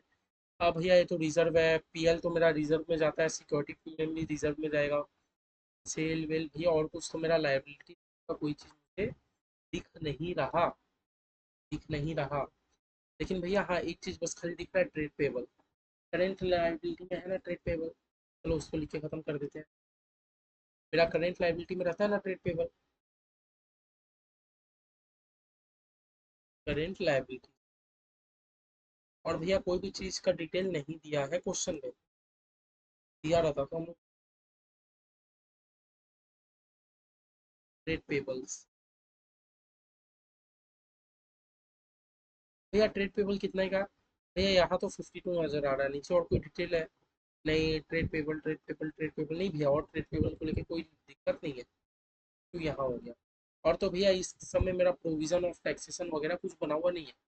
अच्छा भैया क्यों हम लोग खाली डेबिट साइड देख रहे हैं? क्योंकि भैया लाइबिलिटी कहाँ मिलेगा आपको? क्रेडिट साइड ही मिलेगा, मॉडर्न अप्रोच अपने पढ़े थे। हालांकि हम लोग ऊपर ऊपर से एक बार डेबिट साइड भी देख लेंगे, मुझे कुछ मिला नहीं। आप लोग भी घर में एक बार डिटेल स्टडी करना, आपका पूरा माइंड खुल जाएगा ये कहाँ से क्या हो रहा है। ठीक है। तो भैया आप कुछ नहीं मिल रहा तो हम लोग अब एसेट साइड आते हैं। एसेट साइड हम लोग को सारा कुछ कहाँ मिलेगा? डेबिट साइड मिलेगा। ठीक है।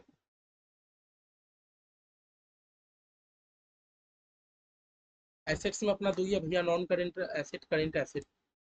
Non current assets, current current assets.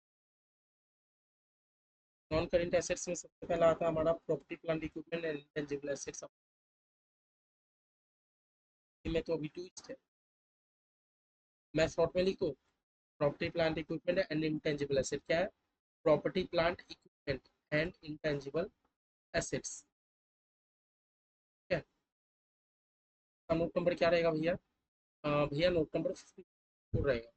अब चलिए हम लोग देखते हैं क्या हमारे कंपनी में प्रॉपर्टी प्लांट इक्विपमेंट है क्या? एक तो लैंड है, प्लांट एंड मशीन, और नहीं भैया दो ही तो है, मतलब प्रॉपर्टी प्लांट इक्विपमेंट है।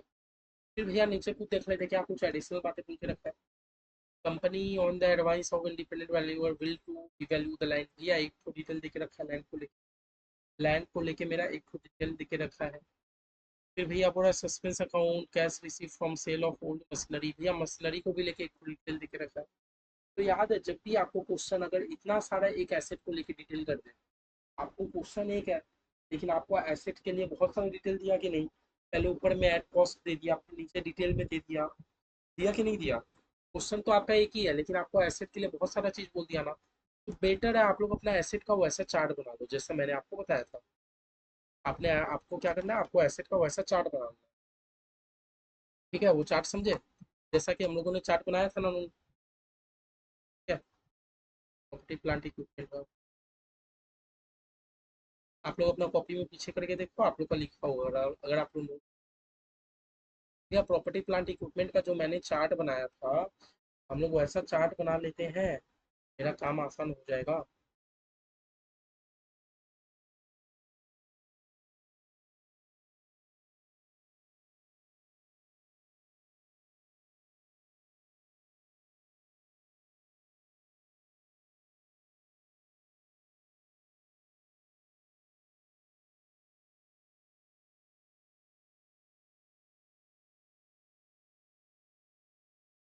ऐसा था ना हमारा चार्ट के अंदर चाचा टू था।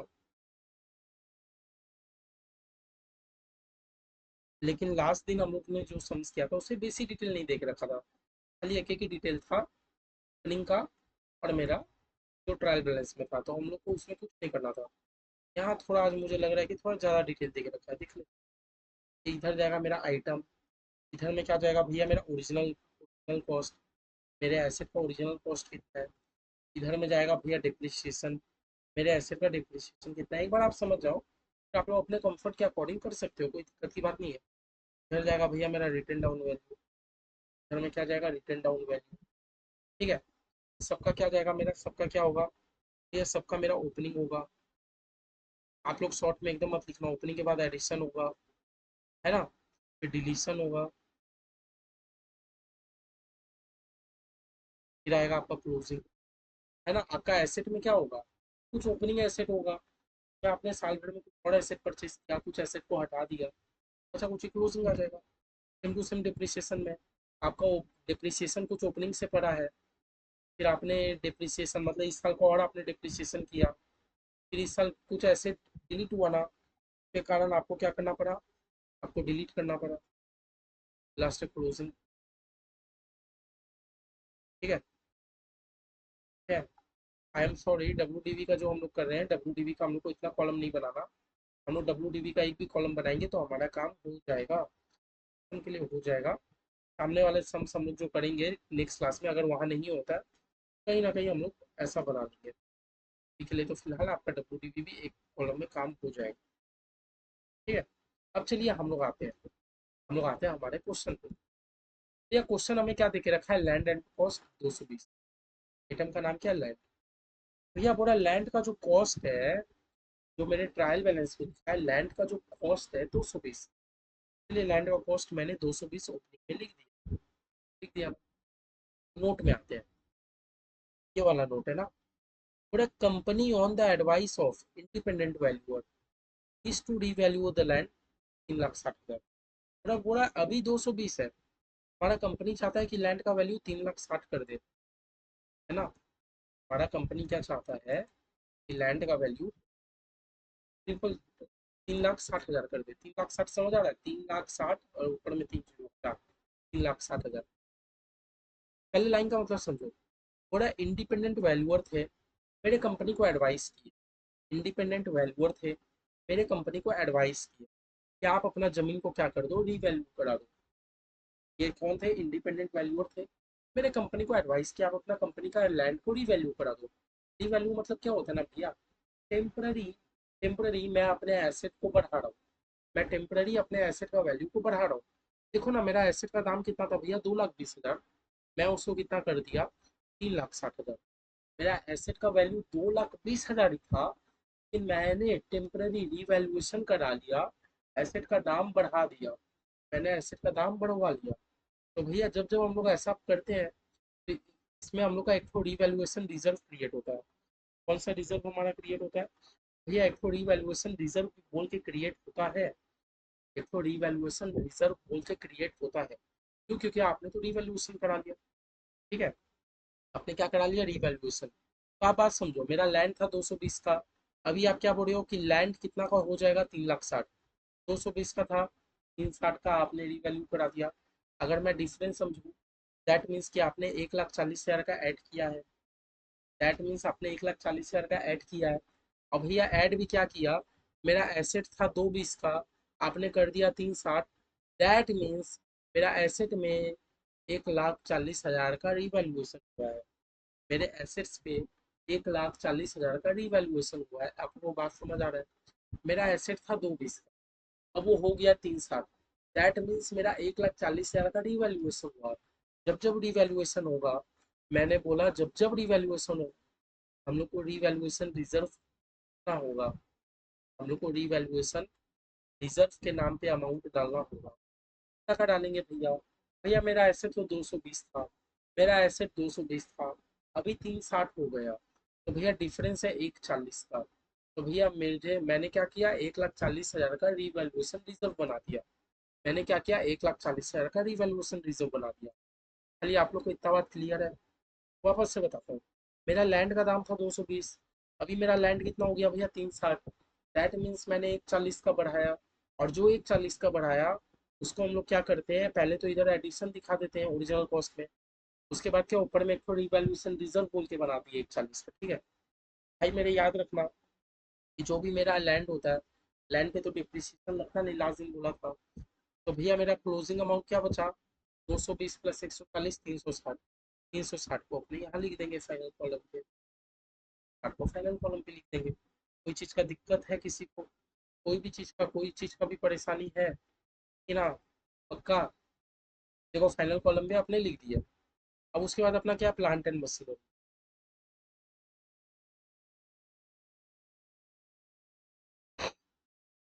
प्लांट एंड मशीनरी का भैया मेरा कॉस्ट क्या है, 770। आओ प्लांट एंड मशीनरी से रिलेटेड कुछ है ये वाला भैया। थोड़ा जो सस्पेंस अकाउंट 4000 का है, रिप्रेजेंट करता है कि आपको कैश मिला, ठीक है। ठीक है, क्यों मिला, क्योंकि आपने एक मशीनरी बेचा, पहले लाइन को समझो। थोड़ा सस्पेंस अकाउंट ऑफ 4000, ये जो 4000 है ना, क्या बात कर रहा है, 4 ट्रिपल, तो 4000, 4 हजार नहीं, 4000। थोड़ा जो 4000 का सस्पेंस अकाउंट है, ये दिखाता है कि आपको कैश मिला था। सस्पेंस अकाउंट आपको क्या बताता है कि भाई मुझे ना कैश मिला था। कैश कैसे मिला था, क्योंकि मैंने आपका मशीन बेचा था कुछ, मैंने आपको कुछ मशीनरी बेच दिया था, देखो इसे। ये क्या बोल रहा है कि आपकी जो सस्पेंस अकाउंट है 4000 है, वो आपको ये रिप्रेजेंट करता है, मेरे भाई मैंने तो आपका मशीन बेच के मैंने तो कैश रिसीव कर लिया था, ठीक है। मतलब भैया इतना क्लियर है कि मेरा एक मशीन गया है, मेरा एक मशीन डिलीट हुआ है, मेरा एक मशीन क्या हुआ है, डिलीट हुआ है। 770 तो भी है, मेरा मशीन डिलीट हुआ है। पूरा cost of the machinery was 10,000। अच्छा पूरा जो आपका मशीन डिलीट हुआ ना वो 10,000 का था। जो आपका मशीनरी डिलीट हुआ वो 10,000 का था। मशीन कितने का था, 10,000 का था, ठीक है। And accumulated depreciation 8,000। और पूरा मशीन में अभी तक 8,000 का डिप्रिसिएशन लग चुका था। मशीन में अभी तक 8,000 का डिप्रिसिएशन लग चुका था। बात समझ रहे हो, क्या बोलना चाह रहा है कि भैया जो आपके सस्पेंस अकाउंट में जो 4,000 है, वो आपको ये दिखाता है कि आपको ना कुछ मशीन बेच के आपको क्या मिला। अब भैया आप जो मशीनरी बेचे ना, आप जो मशीनरी बेच दिए उसका तो वैल्यू 10,000 था, तो भैया ओरिजिनल कॉस्ट से मैंने डिलीट कर दिया 10,000। कि भैया आप जो मशीनरी बेचे उसमें अब तक एक्यूमुलेटेड डिप्रिसिएशन 8,000 का लग चुका था। मतलब डिप्रिसिएशन वाले साइड में जो मशीन डिलीट हो रहा है उसमें 8,000 का डिप्रिसिएशन लग चुका था, ठीक है। चलिए भैया इसका क्लोजिंग कैसे निकालेंगे, ओपनिंग ऐड माइनस डिलीट। भैया 770 में से 10 का गया मशीन, 760 का बचा। मशीन कितने का बचा, 760 का। आइए डिप्रिसिएशन में आते हैं, क्या डिप्रिसिएशन में और कुछ कहीं बात बोला है भैया, कहीं कहीं कहीं यही देखो ये दिया है, प्रोविजन फॉर डिप्रिसिएशन। क्या दिया है, प्रोविजन फॉर डिप्रिसिएशन, मतलब शुरुआत से आपके यहाँ 172 रुपया का डिप्रिसिएशन है। ये जो भी है ना प्रोविजन फॉर डिप्रिसिएशन, आप लोग समझ पा रहे हो। कंपनी का हर साल डिप्रिसिएशन का खर्चा होता है। कंपनी क्या कर लिया, प्रोविजन बना लिया। तो कंपनी को हर साल के शुरुआत में क्या करना होता है, प्रोविजन से खड़ा करना होता है, ठीक है। तो ये जो भी मेरा प्रोविजन फॉर डिप्रिसिएशन है, जो भी मेरा प्रोविजन फॉर डिप्रिसिएशन है, ये क्या दिखाता है कि आपकी कंपनी का शुरुआती प्रोविजन इतना है। अब आप आगे का करते रहिए, आपको जैसे करना है। आपका शुरुआती प्रोविजन तो इतने का है, 172, ठीक है। ये 8 कैसे आया समझ आया, क्योंकि भैया हम लोग एडजस्टमेंट पे पढ़े थे। अब भैया एडिशन, डिप्रिसिएशन में एडिशन मतलब कि इस साल कितना डिप्रिसिएशन आपका लग, साल आपका कितना डिप्रिसिएशन लग। तो भैया मेरा एसेट कितने का था। अब क्या डिप्रिसिएशन रेट कहीं बोला है, आई तो बोला है depreciation is to be provided on plant and machinery 10% on cost. अच्छा बोला जो भी आप प्लांट एंड मशीनरी में आप जो भी डिप्रिसिएशन लगाओगे 10% पे लगाना। तो भैया एक बात बताओ, मेरे कंपनी पे प्लांट एंड मशीनरी कितना है भैया, 770 का तो था, 10 का तो डिलीट हो गया। भैया मेरे कंपनी में 760 का प्लांट एंड मशीनरी। तो 760 में अगर आप 10% का डिप्रिसिएशन लगा दोगे तो भैया मेरा डिप्रिसिएशन 76 रुपया का आ जाएगा। मेरा डिप्रिसिएशन का आ जाएगा 76। कॉन्सेप्ट पे ध्यान दो, आपके पास 770 का प्लांट एंड मशीनरी था, 10 प्लांट एंड मशीनरी तो अभी आपने डिलीट किया, तो आपके पास टोटल कितना प्लांट एंड मशीनरी कितना हुआ, 760। 760 में से आप 10% अगर ये करोगे, तो आप अपना डिप्रिसिएशन लगा दोगे, क्या बिगड़ जाएगा, 760 का 10% 76 रुपया होता है, ठीक है। सेम टू सेम डिप्रिसिएशन का आप एड लेस करो, 172 प्लस 76 माइनस 8, ये 240 होता है। जो आप रिटर्न डाउन वैल्यू लिखोगे, रिटर्न डाउन में आप दोनों का टोटल लिखोगे, जैसे 760 240, 760 240 कितना होता है, 520। और कोई एसेट नहीं है भैया मेरे पास। 880, मेरे पास इतना एसेट है। कॉन्सेप्ट आप लोग समझे? लैंड का समझ गए भैया? लैंड का तो कुछ नहीं है, लैंड का तो वैल्यूअर आया, वैल्यूअर बोला कि लैंड का आप अपना वैल्यूएशन बढ़ा दो। तो भैया जब जब हम लोग वैल्यूएशन बढ़ाते हैं तो मेरा एक तो रीवैल्यूएशन रिजर्व क्रिएट होता है। हम लोग कुछ नहीं करते, हम लोग ऊपर में जाके खाली रीवैल्यूएशन रिजर्व लिख दी। ठीक है। भैया लैंड में तो डिप्रिसिएशन नहीं लगता, बात खत्म। प्लांट एंड मशीनरी में है भैया, प्लांट एंड मशीनरी का कॉस्ट मैंने लिख दिया। भैया डिप्रिसिएशन का शुरुआती अमाउंट 172 दे के रखा है, मैंने लिख दिया। फिर भैया बोल रहा है कि जो सस्पेंस अकाउंट 4000 का है वो ये दिखाता है कि मैंने कुछ मशीनरी बेचा है। इससे तो क्लियर हो गया मैंने कुछ मशीनरी बेचा है। अब बोल रहा है आपने जो मशीनरी बेचा उसका कॉस्ट कितना था? 10,000। मतलब मैंने 10,000 का मशीनरी बेचा, उस पे अब तक 8,000 का डिप्रिसिएशन लग चुका था, तो यहाँ पर भी डिलीट में 8,000 दिखा देते हैं। अब बताइए, अब आपके पास मशीन है 760 का, आप उस पर 10% डिप्रिसिएशन लगाओगे 76 का, अल्टीमेट में आपके पास इतना और इतना फिगर बचा। मेरे बैलेंस शीट में कितना जाएगा? 880। मेरे बैलेंस शीट में कितना जाएगा? 880। क्लियर? सबको प्रॉपर्टी प्लांट इक्विपमेंट का क्लियर हो गया? अभी आप प्रॉपर्टी प्लांट इक्विपमेंट के बाद आप क्वेश्चन ध्यान से अगर पढ़ोगे घर पे, आपको ये पता चलेगा कि और हमारा बैलेंस शीट में और कोई हेड का दिया ही नहीं है। हालांकि देखो आप लोग के पास घर में टाइम कम मिलता है, मैं आपसे यही उम्मीद करूंगा कि आप लोग घर में थोड़ा बहुत जितना हो सके एक बार अपना दिमाग जरूर लगाइएगा, बात बात ही सॉल्व करने के लिए तो हम लोग हैं। ठीक है? तो यार घर में जरूर देखिएगा। तो भैया नॉन करेंट एसेट हो गया, भैया करेंट एसेट्स पे आते हैं। ये तो देखो ना, ये तो लास्ट दिन ही किए थे, ये तो वही सब कर रहे हैं। भैया मुझे इन्वेंट्री का डिटेल दिखा था, और कोई डिटेल नहीं दिखा। चलिए हम लोग इन्वेंट्री कर लेते हैं।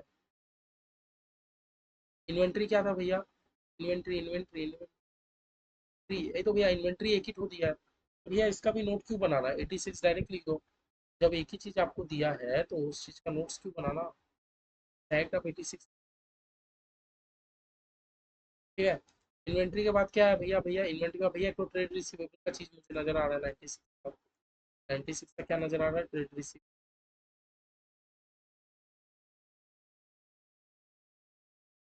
ट्रेड रिसीवेबल 96 का नजर आ रहा है। भैया बोले आप तो नोट्स नहीं देख रहे। भैया नोट्स तो देखो ना, हमारा सब तो टिक लग चुका है। सब तो टिक लग चुका है, तो नोट्स में हमारा कोई मतलब नहीं है। इन्वेंट्रीज हो गया। इन्वेंट्रीज के बाद भैया मेरा और है cash and cash equivalent.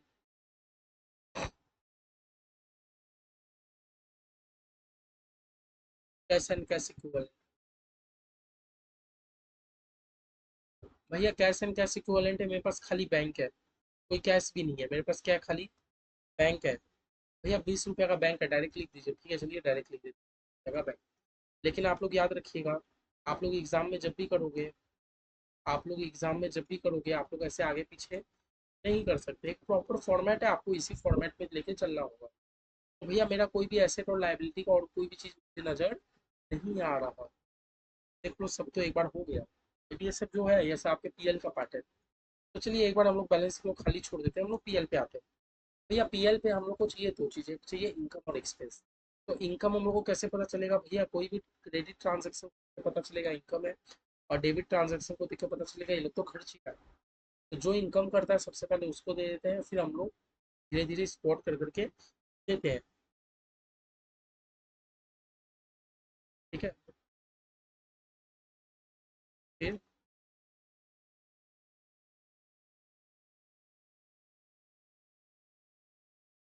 Recording हो रहा है ना बढ़िया से?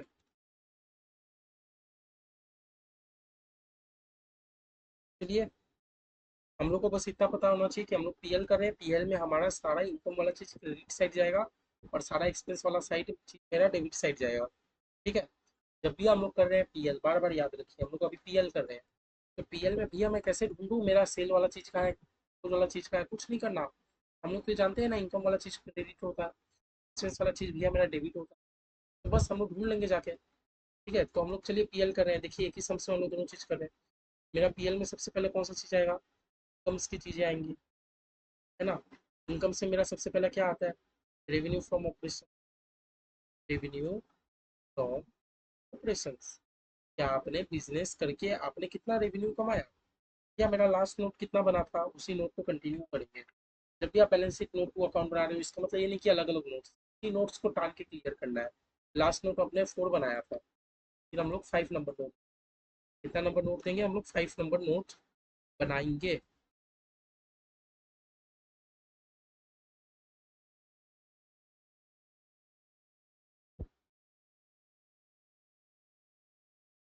One minute.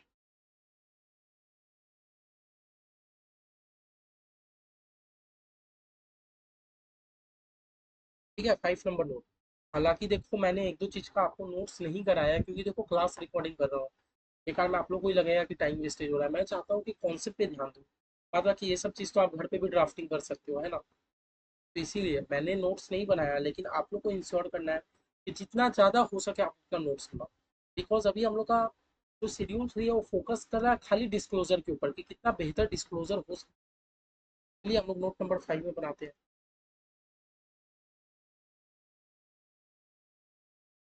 नोट नंबर 5 में हम लोग क्या बनाएंगे? Revenue from operation.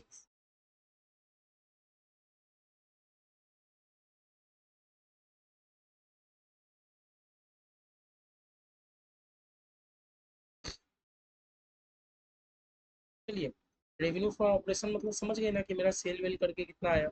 आइए क्वेश्चन में देखते हैं। क्योंकि भैया मेरा ये इनकम है, तो इनकम अपने को कहाँ देखना है? डेबिट साइड देखना है, क्रेडिट साइड? नहीं भैया, क्रेडिट साइड। भैया जनरल रिजर्व तो मेरे रिजर्व का पार्ट है, कोई डाउट नहीं। ये सिक्योरिटी प्रीमियम, पीएल, ये सब तो मेरे रिजर्व का पार्ट है। यही तो सेल मिला ना भैया मुझे, सेल मिला ना 700 का। चलिए, सेल्स, ठीक है भैया, सेल 700 का, 700 का सेल है ना? हाँ, ये लिख दीजिए, रेवेन्यू फ्रॉम ऑपरेशन 700। फिर भैया कुछ अदर इनकम देखते हैं, अदर इनकम हुआ कि नहीं आपका? मुझे तो लगता है हुआ था कहीं ना कहीं। नोट नंबर 6, 6 में हम लोग बनाते हैं अदर इनकम।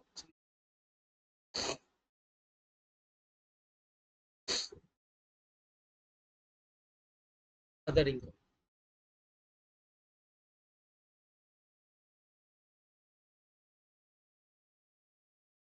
चलिए अदर इनकम में देखते हैं एक बार, हाँ। भैया एक बार समझने की कोशिश कीजिए, आप एक बार समझने की कोशिश। ये वाला जो सम्स मुझे बोल रहा था कि भैया देखिए, जब भी मशीन मेरा सेल वेल होता है, भैया जब भी मेरा मशीन सेल वेल होता है, जरूर वहाँ कुछ ना कुछ इनकम आ रहता है। मेरा मशीन जब भी अगर बिक्री होगा, मैं अगर कोई भी अपना एसेट को बेच रहा हूँ, भैया एसेट को बेच रहा हूँ तो मेरा कोई भी प्रॉफिट या लॉस तो क्रिएट होगा ना। याद रखना, आप वर्ड सेल पे बहुत ध्यान देना। जब भी आप करोगे तो आपको सेल पे बहुत ध्यान देना है, कि जब भी आपका एसेट बिक रहा है तो जरूर आपका या तो कुछ ना कुछ प्रॉफिट होगा या तो कुछ ना कुछ लॉस होगा। ये वाला पॉइंट भैया क्या बोल रहा था? ये वाला पॉइंट हमें बार बार क्या बोल रहा था? बोल रहा था सस्पेंस अकाउंट 4,000 का। ये जो सस्पेंस अकाउंट है ना 4,000 का, इसके बारे में बात कर रहा था। ये 4,000 क्या दिखाता है? कि आपको कैश मिला, आपको मशीनरी बेच के आपको कैश मिला। आपको मशीनरी बेच के आपने मशीन बेच दिया, मशीन बेच के आपको कितना रुपया मिला? 4,000। ठीक है, ठीक है।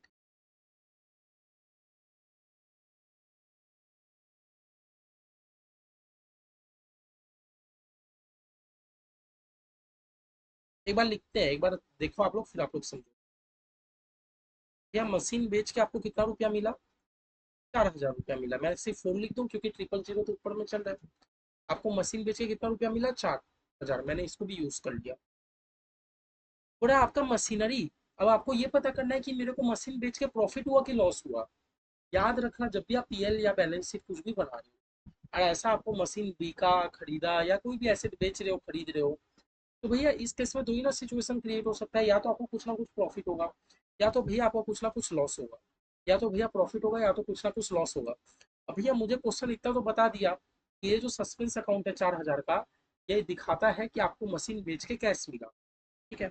अब भैया आप मशीन का तो दाम पता करो, तब ना बताओगे ना कि जो मिला वो प्रॉफिट हुआ कि नहीं। तो भैया बोला मेरे मशीन का कॉस्ट था 10,000, मेरे मशीन का कॉस्ट था 10,000, लेकिन भैया मशीन में अभी तक 8,000 का डिप्रिसिएशन लग चुका। मेरा मशीन का कॉस्ट था भले ही 10,000, लेकिन मशीन में अब तक 8,000 का डिप्रिसिएशन लग चुका है। बस समझने की कोशिश करो। मैंने जो मशीन बेचा, मैंने मशीन कितना में बेचा? 4,000 रुपये। मैंने 4,000 रुपये मशीन बेचा।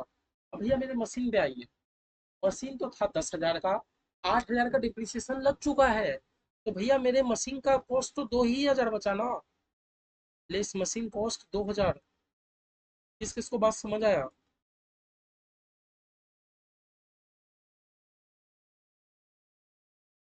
या 4,000 तो मुझे मिला मशीन बेच के, ये मैं एग्री करता हूँ। भैया मशीनरी मैंने जब खरीदा था 10 में भले ही खरीदा था, लेकिन अब तक मशीनरी पे 8,000 का डिप्रिसिएशन लग चुका है। का वैल्यू कितना बचा? सिर्फ 2। लेकिन आपको बेच के कितना मिला? 4। तो आपका इनकम हो गया ना 2,000 का। आपको अमाउंट बेच के आया 4,000, लेकिन मशीनरी तो 2,000 का था। 2,000 कैसे? साफ साफ लिखा है कि मशीनरी 10,000 का था, 8,000 का डिप्रिसिएशन लग चुका। मतलब आपका मशीनरी का वैल्यू अभी सिर्फ 2 ही हजार बचा है। लेकिन भैया बिक्री करके तो आपको 4,000 मिला। हाँ, तो 2,000 आपका अदर इनकम हो गया। 2,000 आपका क्या हो गया? अदर इनकम हो गया। समझ आ रही है? अब देख लो, अब हम लोग का देखो क्रेडिट साइड और कुछ भी नहीं बचा, जो बचा है रिजर्व रिजर्व का चीज बचा है। एडिशनल इन्फॉर्मेशन है भैया, ये तो हो गया। ये इंडिपेंडेंट वैल्यूअर का नोटिंग हो गया। फिर भैया देखिए ना, डिविडेंड डिक्लेयर किया 2 अप्रैल को। तो भैया ये तो हमारे साल में मतलब हमारे 31 मार्च का हम लोग काम कर रहे हैं। 2 अप्रैल को डिविडेंड डिक्लेयर कर रहा है, कोई लेना देना नहीं है, हटाओ।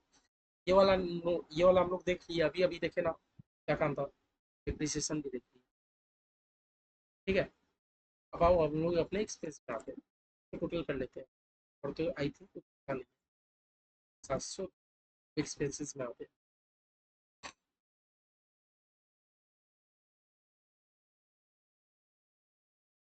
भैया एक्सपेंसेस में सबसे पहला क्या आता है? Cost of material consume. Cost of material consume. Cost of material consume के लिए अपने को क्या चाहिए? कॉस्ट ऑफ मटेरियल कंज्यूम के लिए अपने को क्या चाहिए? भैया रॉ मटेरियल का डेटा चाहिए, opening raw material plus purchase minus closing. भैया हमारा क्वेश्चन तो ओपनिंग का डेटा देके ही नहीं रखा है। हमारा क्वेश्चन तो ओपनिंग और क्लोजिंग रॉ मटेरियल का डेटा ही देके नहीं रखा। तो भैया नहीं देखा, नहीं दिया तो नहीं बनाएंगे। भैया नहीं दिया तो नहीं बनाएंगे। हमारा एक्सपेंस का फॉर्मेट क्या है? देखो, ये देखो cost of material consume. Cost of material consume में क्या जाता है कि मेरा कितना ओपनिंग स्टॉक है, कितना मैंने परचेज किया, कितना क्लोजिंग किया। मेरा क्वेश्चन तो मुझे दिया नहीं। अब भैया अभी हम लोग एक्सपेंस का काम कर रहे हैं, एक्सपेंस का हर डेटा हम लोग को डेबिट साइड मिलेगा, इतना हम लोग जानते हैं। नहीं है भैया, हमारा तो नोट्स टू एडिशनल इन्फॉर्मेशन भी सब कंप्लीट है, नहीं दिया तो नहीं करेंगे। ठीक है। तो भैया ये तो नहीं दिया। कॉस्ट के बाद क्या आता है? Purchases of stock in trade. Cost के बाद क्या आता है? Purchase of stock in trade. Purchase of stock in trade. क्या भैया हमें क्वेश्चन परचेज का डेटा देके रखा है? क्या भैया क्वेश्चन हमें परचेज का डेटा देके रखा है? ये देखो 320 का परचेज हुआ है ना। परचेज के बाद क्या आता है भैया? Change in inventory of finish good. Change in inventory of finish good. तो भैया चेंज इन इन्वेंट्री में हम लोग क्या करते हैं? Opening stock minus closing stock, यही ना करते हैं? तो देखो, opening stock minus closing stock. भैया क्वेश्चन तो मैं ओपनिंग और क्लोजिंग स्टॉक का डिटेल ही नहीं देके रखा, तो ये भी काम का नहीं है। एम्प्लॉय बेनिफिट एक्सपेंस, क्या भैया कुछ सैलरी वगैरह दिया गया है क्या? सैलरी वैलरी कुछ दिया है अपने स्टाफ लोग को? ये लोग की नहीं दिया। सैलरी वगैरह दे के रखा है कि नहीं? या सैलरी वगैरह भी ये लोग देके नहीं रखे, सैलरी वगैरह भी ये लोग देके नहीं रखे। अच्छा, finance cost. Finance cost, finance cost ही तो। फाइनेंस कॉस्ट आता हूँ आप लोगों को, फाइनेंस कॉस्ट। चलो पहले फाइनेंस कॉस्ट लिखिए, आप लोगों को सिखाता हूँ। Finance cost.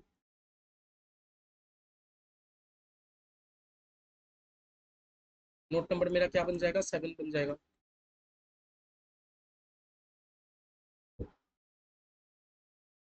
Finance cost. Finance cost का आप लोग को मतलब समझ आ रहा है? फाइनेंस कॉस्ट का मतलब बस इतना है कि कंपनी कहीं से तो रुपया ले रहा है ना। कंपनी कहीं से रुपया ले रहा है। जैसे इस केस में क्या है ना, कंपनी ने डिबेंचर इशू किया था। कंपनी ने डिबेंचर इशू किया था। कॉन्सेप्ट क्या होता है कि कंपनी, आप डिबेंचर इशू कर रहे हो मतलब आप एक तरीके से बोरो कर रहे हो। तभी तो कंपनी ने जो भी डिबेंचर इशू किया, उसको हम लोग लॉन्ग टर्म बोरोइंग में दिखाए कि नहीं दिखाए, पहले आप इतना एग्री हुई। कंपनी ने जो भी डिबेंचर इशू किया उसको हम लोगों ने लॉन्ग टर्म बोरोइंग में दिखाया ना। भैया कंपनी डिवेंचर इशू करके कंपनी रुपया ले रही है, कंपनी डिवेंचर इशू करके रुपया ले रही है। उसके बदले में कंपनी क्या कर रहा है ना? इंटरेस्ट पे कर। कंपनी इंटरेस्ट पे कर रहा है, तो यही तो है भैया हमारा फाइनेंस कॉस्ट। कंपनी कहीं से भी रुपया ले रहा है, और कंपनी अगर इंटरेस्ट पे कर रहा है, कंपनी कहीं से भी रुपया ले रहा है और बदले में अगर कंपनी इंटरेस्ट पेमेंट कर रहा है, तो ये हमारा फाइनेंस कॉस्ट का पार्ट का है। तो ये 20 रुपया हमारा क्या है? Finance cost. एक्चुअली 20 नहीं, 20,000 है। तो नोट नंबर 7 बना देते हैं, फाइनेंस कॉस्ट। फाइनेंस कॉस्ट में मैं क्या लिखूंगा? Debenture interest. कंपनी क्या कर रहा है? डिवेंचर को इंटरेस्ट पे कर रहा है, डिवेंचर वाले को इंटरेस्ट दे रहा है 20,000 का। और ये है क्या भैया? नहीं, और तो हमारा है नहीं। और तो हमारा है नहीं। इसका कंपनी क्या कर रहा है, डिबेंचर दे रहा है। ठीक है, इसके बाद आते हैं भैया एम्प्लॉय नहीं फाइनेंस हो गया भैया। डिप्रिसिएशन, क्या मेरे कंपनी में डिप्रिसिएशन लगा है? देखते हैं, डिप्रिसिएशन डिप्रिसिएशन डिप्रिसिएशन डिप्रिसिएशन। नहीं भैया, यहाँ तो नहीं दिया। ये प्रोविजन फॉर डिप्रिसिएशन तो शुरुआत का होता है, नहीं लगा है। आप अगर आओगे अपने चार्ट पे, जो हम लोगों ने चार्ट बनाया था, ये डिप्रिसिएशन है ना, तो इस साल कितना डिप्रिसिएशन लगा हमें खाली वो पता करना है। ये डिप्रिसिएशन का चार्ट आपने बनाया था ना, इस साल कितना डिप्रिसिएशन लगा आपको खाली वो पता करना है, जो आपने नोट नंबर 4 में बनाया था। भैया इस साल तो मैंने 76 का डिप्रिसिएशन पे किया। इस साल तो मैंने 76 का डिप्रिसिएशन पे किया, तो मुझे ये लेके जाओ। जबकि जो मेरा 172 था क्वेश्चन में, मेरा क्वेश्चन में जो 172 था, कौन सा कहा गया, प्रोविजन फॉर डिप्रिसिएशन 172। ये तो प्रोविजन है, ये हमें इंडिकेट करता है कि शुरुआत से आपका लास्ट साल तक कितना डिप्रिसिएशन लग के रखा था। इससे कोई लेना देना नहीं है। हमें पीएल में इस साल कितना डिप्रिसिएशन हम लोग लेके गए थे, हम लोग को वो लिखना है। तो भैया इस साल हम लोग कितना लेके गए थे, 76। इस साल हम लोगों ने डिप्रिसिएशन कितना लिखा, 76। तो हमें ये लिख देना है, डिप्रिसिएशन एंड एमोटाइजेशन 76 का डिप्रिसिएशन लगा। भैया नोट नंबर 4, नोट नंबर क्यों बनाएंगे, 4 में तो मैंने ऑलरेडी बना दिया। देखो ना, note number 4, PPE depreciation addition. PPE में डिप्रिसिएशन एडिशन, एडिशन इंडिकेट करता है कि इस साल मेरा कितना डिप्रिसिएशन लगा, हमें खाली वो। ठीक है, बट डिप्रिसिएशन मतलब समझ रहे हो ना, कि मेरा कोई भी एसेट, कुछ जो होता है एसेट का मेरा वैल्यू घट जाता है, उसको हम लोग बोलते हैं डिप्रिसिएशन। वो एक तरीका का खर्चा है। तो भैया डिप्रिसिएशन हो गया, उसके बाद बचा अदर एक्सपेंस। वो भी अब बचेगा मेरा, सबको हम लोग को डालते ना अदर एक्सपेंस। भैया लास्ट मैंने नोट नंबर 7 बनाया था, तो मेरा नोट नंबर 8 रहेगा अदर एक्सपेंस।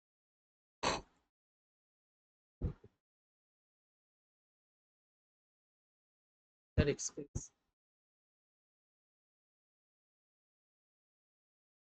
अदर एक्सपेंस से देखो क्या क्या आएगा। फैक्ट्री एक्सपेंस, आपने फैक्ट्री का कुछ खर्चा है।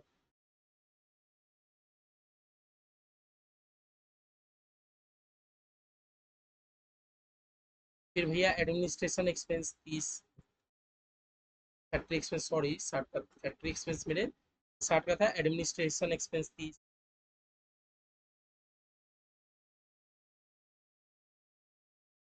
एडमिनिस्ट्रेशन एक्सपेंस 30 का है मेरा। फिर भैया मेरा क्या बचा, सेलिंग एक्सपेंस है 30 का। सेलिंग एक्सपेंस है 30।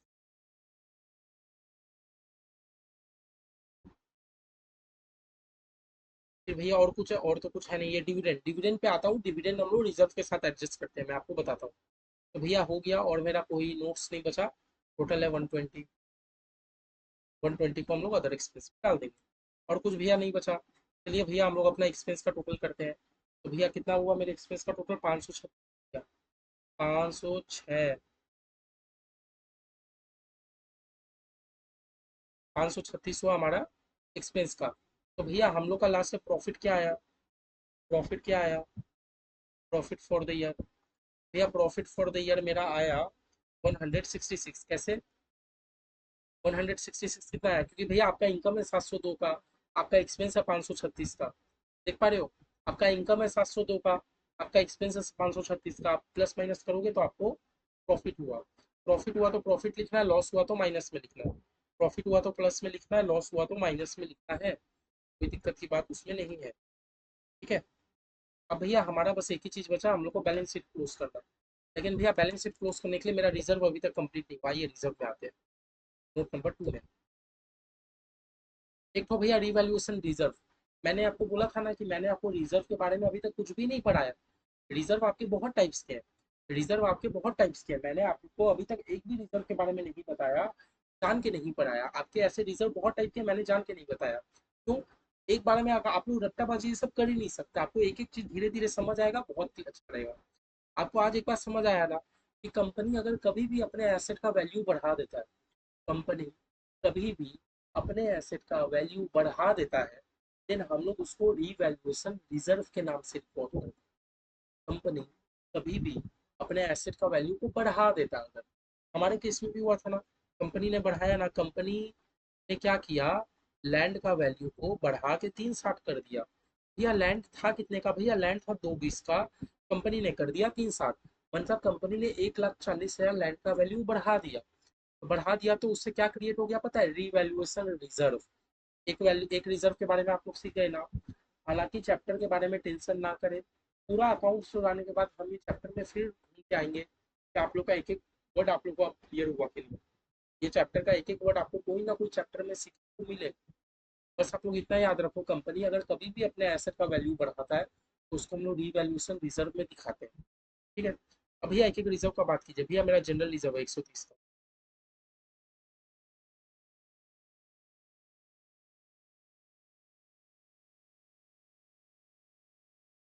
क्या मैं सिर्फ 140 लिखूं इसको, क्योंकि 000 तो हमारा ऊपर में चल रहा है। फिर भैया जनरल रिजर्व हो गया। भैया मेरा प्रॉफिट एंड लॉस है 72 का। भैया सिक्योरिटी प्रीमियम है 40 का। सिक्योरिटीज प्रीमियम है 40। आप लोग को खाली मैं एक ठो चीज अभी सिखाया हूँ, जनरल रिवैल्यूएशन रिजर्व। प्लीज आप लोग खाली वही सीखिए, मैं आप लोग को टाइम आने पर सब बताऊंगा। सिक्योरिटी प्रीमियम है 40 का, है ना। सिक्योरिटी प्रीमियम है 40 का।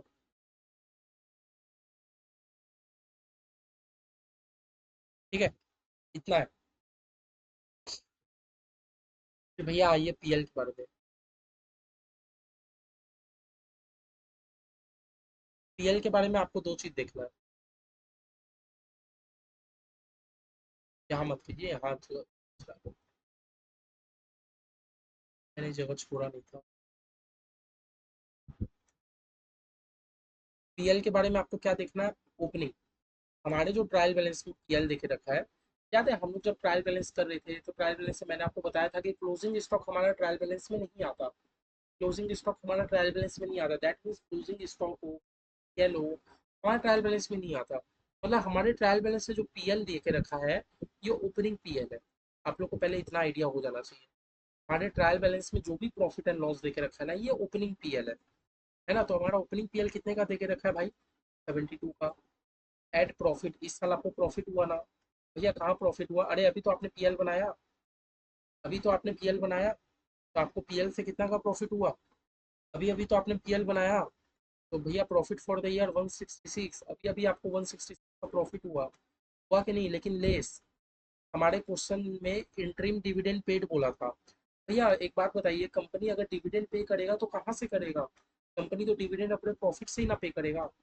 कंपनी डिविडेंड कहाँ से पे करेगा भैया, प्रॉफिट से पे करेगा। और अगर कंपनी के पास प्रॉफिट नहीं है तो कंपनी अपने रिजर्व से पे करेगा। आप जब अपनी कंपनी लॉ का, आप अपना कौन सा चैप्टर है आपका, चैप्टर नंबर 8 होगा शायद डिविडेंड का, हाँ। चैप्टर नंबर 8, जब आप अपने कंपनी लॉ का चैप्टर नंबर 8 डिविडेंड पढ़ोगे, नाम है डिस्ट्रीब्यूशन ऑफ प्रॉफिट, में हमें ये सिखाया जाता है कि भैया कंपनी कभी भी अगर डिविडेंड पे करती है तो कंपनी अपने प्रॉफिट में से अगर कंपनी के पास प्रॉफिट नहीं है देन कंपनी अपना रिजर्व से पेमेंट करती है। रिजर्व, जो कंपनी के पास जनरल रिजर्व है, ये सबसे कंपनी डिविडेंड पे करती है। इतना याद रखना। लेकिन अभी तो कंपनी के पास प्रॉफिट है ना, तो हमारा कंपनी जो भी इंटरिम डिविडेंड पे करेगा, हमारा कंपनी जो भी इंटरिम डिविडेंड पे करेगा तो प्रॉफिट से ही पे कर देगा। कितना पे किया, 18 रुपया का। समझ आया, 18 रुपया का, चलिए ये भी यूज हो गया। सब समझ गए। मेरे ट्रायल बैलेंस में जो भी प्रॉफिट एंड लॉस देके रखता है वो ओपनिंग पीएल देके रखता है। मेरे ट्रायल बैलेंस में कोई भी पीएल अगर देके रखा है तो ओपनिंग है। 72 का ओपनिंग था। इस साल का प्रॉफिट मैंने ऐड किया, लेकिन कंपनी ने 18 रुपया का डिविडेंड पेमेंट किया था। ठीक है। या प्लस माइनस करोगे तो कितने का आएगा, 160, 220 रुपया इधर आएगा। तो भैया मेरा टोटल रिजर्व कितना का हुआ, टोटल सबको प्लस करके अगर देख लो तो भैया टोटल रिजर्व मेरा होता है कितने का, 530 का। सबको प्लस करके देख लो, 220, 260, 400, 530 का मेरा रिजर्व होता है। तो हम लोग रिजर्व में जाके कितना लिख देंगे, 530। दैट मीन्स अब आपको बात समझ आया। अगर आप लोग बैलेंस शीट पीएल दोनों बनाने के लिए दिया है, तो जब तक आपका पीएल नहीं बन जाता आपका रिजर्व का पार्ट अधूरा रहे। अगर आपको सेम क्वेश्चन में बैलेंस शीट पीएल दोनों बनाने के लिए दिया है, तो जब तक आप पीएल नहीं बनाओगे आपका बैलेंस शीट अधूरा है। क्यों, क्योंकि पीएल का ही तो प्रॉफिट को आप अपने रिजर्व में ऐड करोगे। जो भी पीएल रहेगा तो प्रॉफिट को तो आपको लाना होगा। इसीलिए हम लोग बस ड्राफ्ट हम लोग रिजर्व के लिए एक जगह छोड़ देते हैं, बाद बाकी हम लोग सब काम कर लेते हैं। पीएल बनने के बाद फिर हम लोग अपना बैलेंस शीट का रिजर्व वाला पोर्शन को कंप्लीट करते हैं। ठीक है। अब हो गया, अब हम लोग टोटल करके देख सकते हैं। इफ हमारा बैलेंस शीट मैच है देन हम लोग का सम्स एकदम करेक्ट है। अगर मैच नहीं है देन अभी हम लोग को बैठ के और आधा घंटा ढूंढना होगा कि हम लोगों ने कहाँ गलती किया, क्योंकि मैं नहीं चाहता ढूंढना, एकदम इच्छा नहीं है। चलिए देखते हैं। भैया 300, 530, 830, 938, 1082 आ रहा है क्या? भैया लाइबिलिटी साइड तो मेरा 1082 आ रहा है, आप लोग देख लीजिए। 1082 आ रहा है, और ऊपर में फिगर इन ट्रिपल जीरो है, मैंने पहले ही बता दिया। क्या ये करते हैं, 880 और 20, 900, 990, 1070, भैया ये भी 1082। देख लो हमारा बैलेंस शीट का एसेट्स और लाइबिलिटीज मैच हो गया। आप लोग को तो पूरा कंसिक्वेंस समझ आया कि किस तरह हम लोग बैलेंस शीट भी किए, किस तरह हम लोगों ने पीएल का काम भी किया। आज करते करते आप लोगों को बहुत चीज़ समझ आया कि भैया रिवैल्यूएशन रिजर्व के बारे में आप लोग सीखे, पीएल का फॉर्मेट को सीखे कि भैया जब भी डिविडेंड रहता है तो डिविडेंड को पीएल से पे कराना होता है, लेकिन भैया फाइनल डिविडेंड तो नेक्स्ट ईयर पे किया होता है, इसको तो हम लोग लेते ही नहीं है। फिर भैया जो डेप्रिसिएशन का प्रोविजन दे के रखता है, तो हम लोग ओपनिंग डेप्रिसिएशन मार के चलते हैं। इस साल का तो नया डेप्रिसिएशन कैलकुलेट होगा, जैसा कि क्वेश्चन ने हमें बोला था 10% का आपको देता है। आप लोग से बस यही रिक्वेस्ट है कि आप लोग मेरे को मैसेज करके आप लोग ये वाला सम्स का सीट एक बार मांग लीजिए। अगर आप लोग नहीं मांगोगे तो आईसीएआई का सीए इंटर का बुक में भी बहुत सारा सम्स है, यही सब सम्स है, मैं भी उधर से कॉपी पेस्ट करके लाया हूँ। आप लोग एक गुजारिश है कि मैं जो जो सम्स कर रहा हूँ आप लोग एक बार मेरे से मांग लीजिए, क्लास में देख के हो सकता है आपको 30% भी अगर समझ आया तो मेरा ये मानना है कि आप लोग बहुत समझ लिए। बाद बाकी यही रिक्वेस्ट है कि आप लोग घर में बैठ के एक दो बार और कीजिए, जितना ज़्यादा करोगे आने वाला चैप्टर में श्योर बोल रहा हूँ कहीं ना कहीं आप लोग को आसानी होगी। बार बार बोल रहा हूँ तो ऐसे ही नहीं बोल रहा हूँ, बस भरोसा करके करिए। ठीक है, चलिए तो आज हम लोगों ने पीएल का पूरा कर लिया, एक पूरा डिटेल में सब्जी बना के देखी। बाय बाय, नेक्स्ट लेक्चर में मिलते हैं।